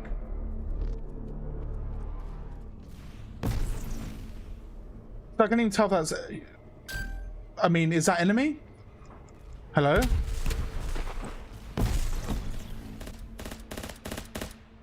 Like, I didn't even know if that was enemy or not. I assume it was enemy. Like, well, you know what I mean?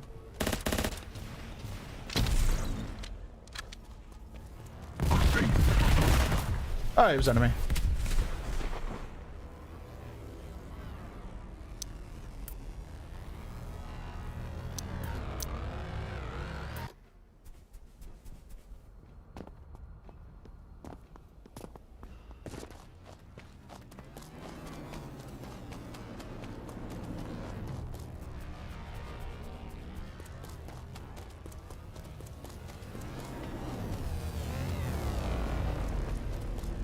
Italian nose, Italian nose.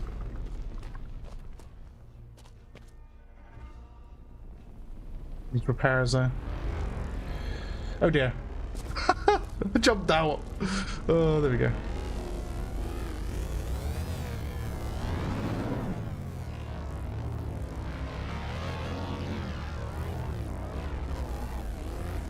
Our base is under attack.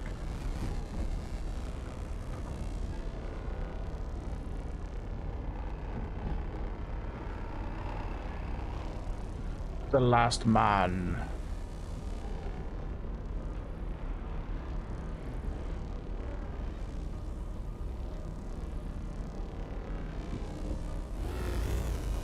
Enemy approaching. Our base is under attack.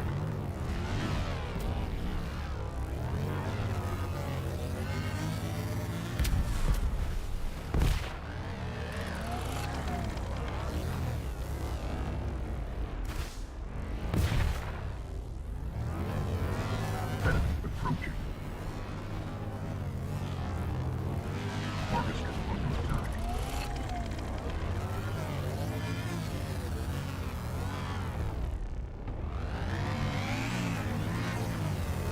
Our base is under attack.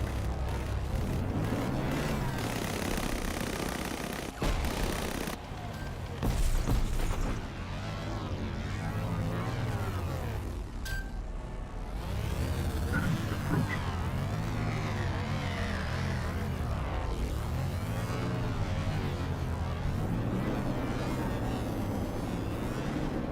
Our base is under attack.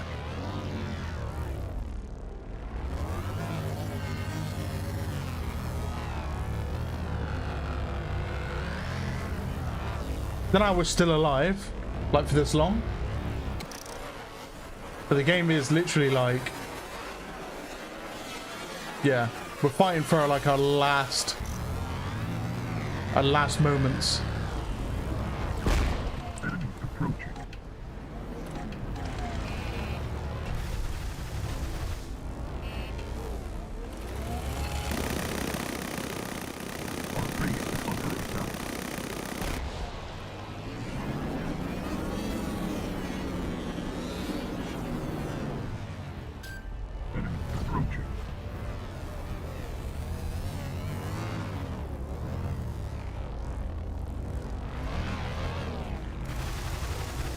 base is under attack.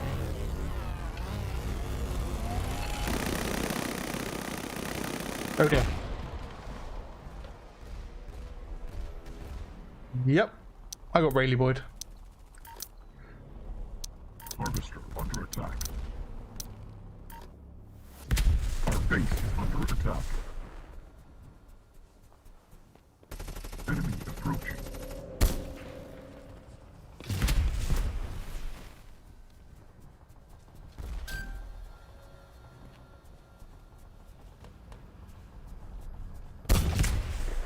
Got him. Our base is under attack.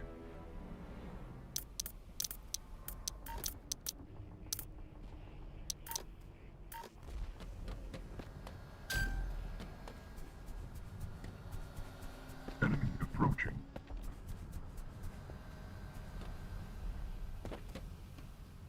Our base is under attack.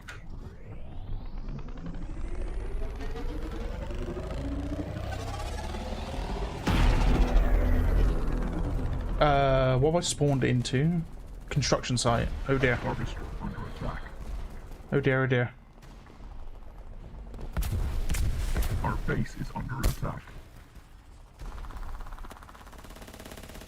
Enemy approaching.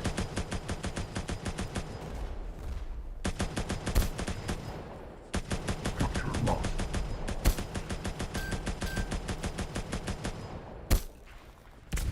Harvester under attack.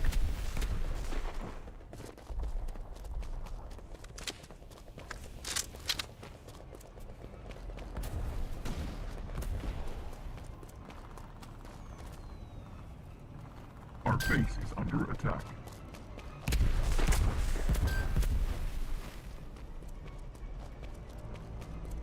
Harvester under attack.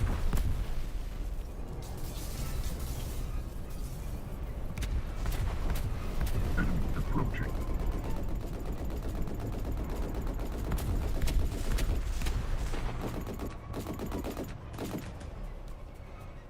Our base is under attack. Harvester under attack.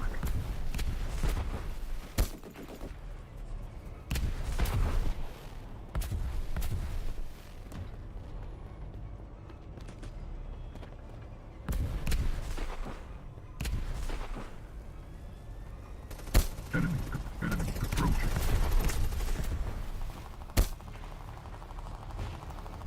Harvester under attack.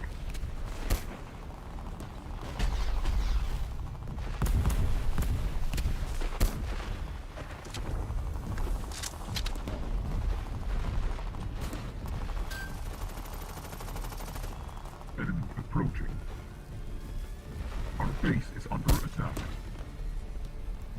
Harvester lost.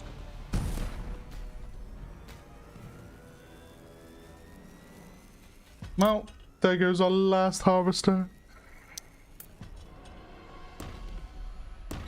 Enemy approaching. Right. Oh. Excuse me. Ooh, pardon me. Our base is under attack.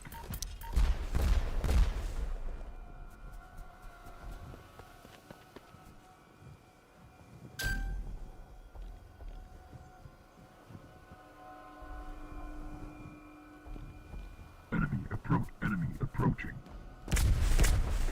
Our base is under attack.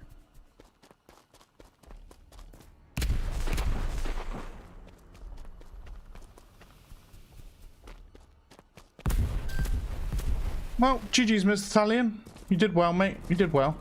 Structure lost.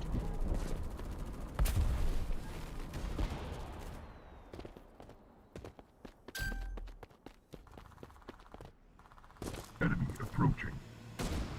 Definitely became a thorn in their side when I was doing the railing up the top there, taking out their rail tanks trying to cross over. Structure lost.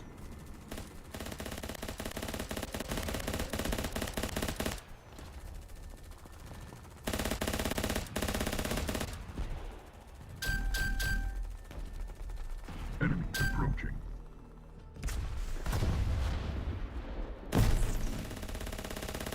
Our base is under attack.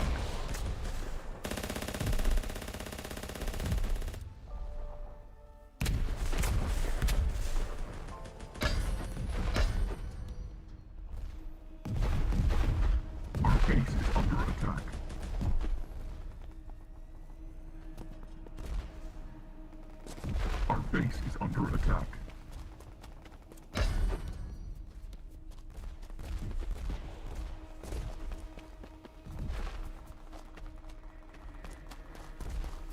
Our base is under attack.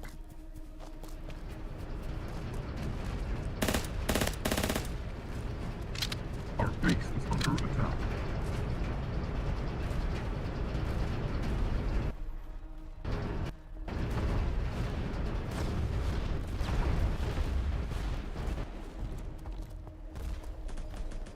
Our base is under attack.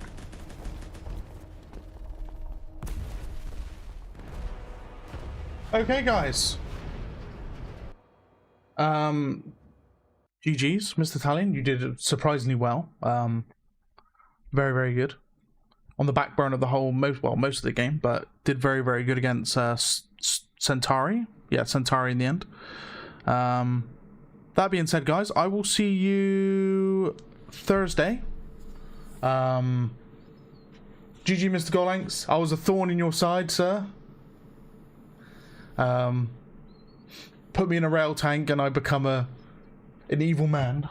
But no, I'll see you guys on Thursday. If you just want to have a look, basically we have got a schedule up already on the channel.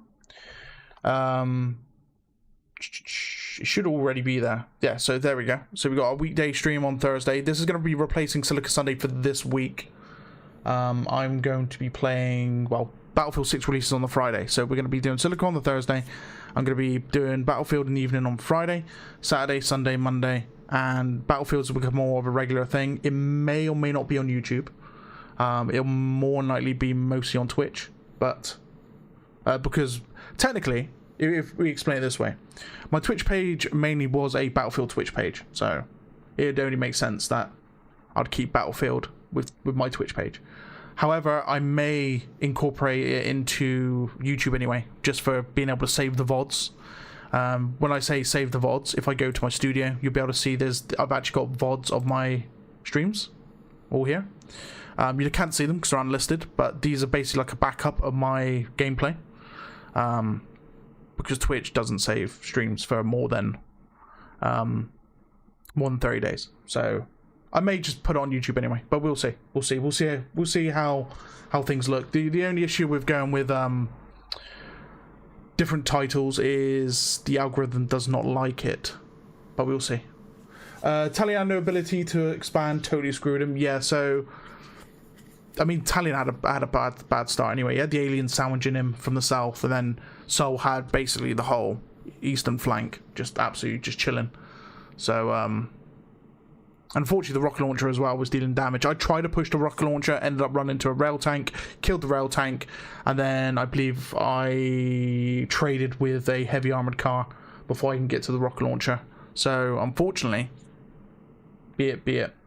But then I took the rail tank and held off quite a lot of pushes from rail tanks.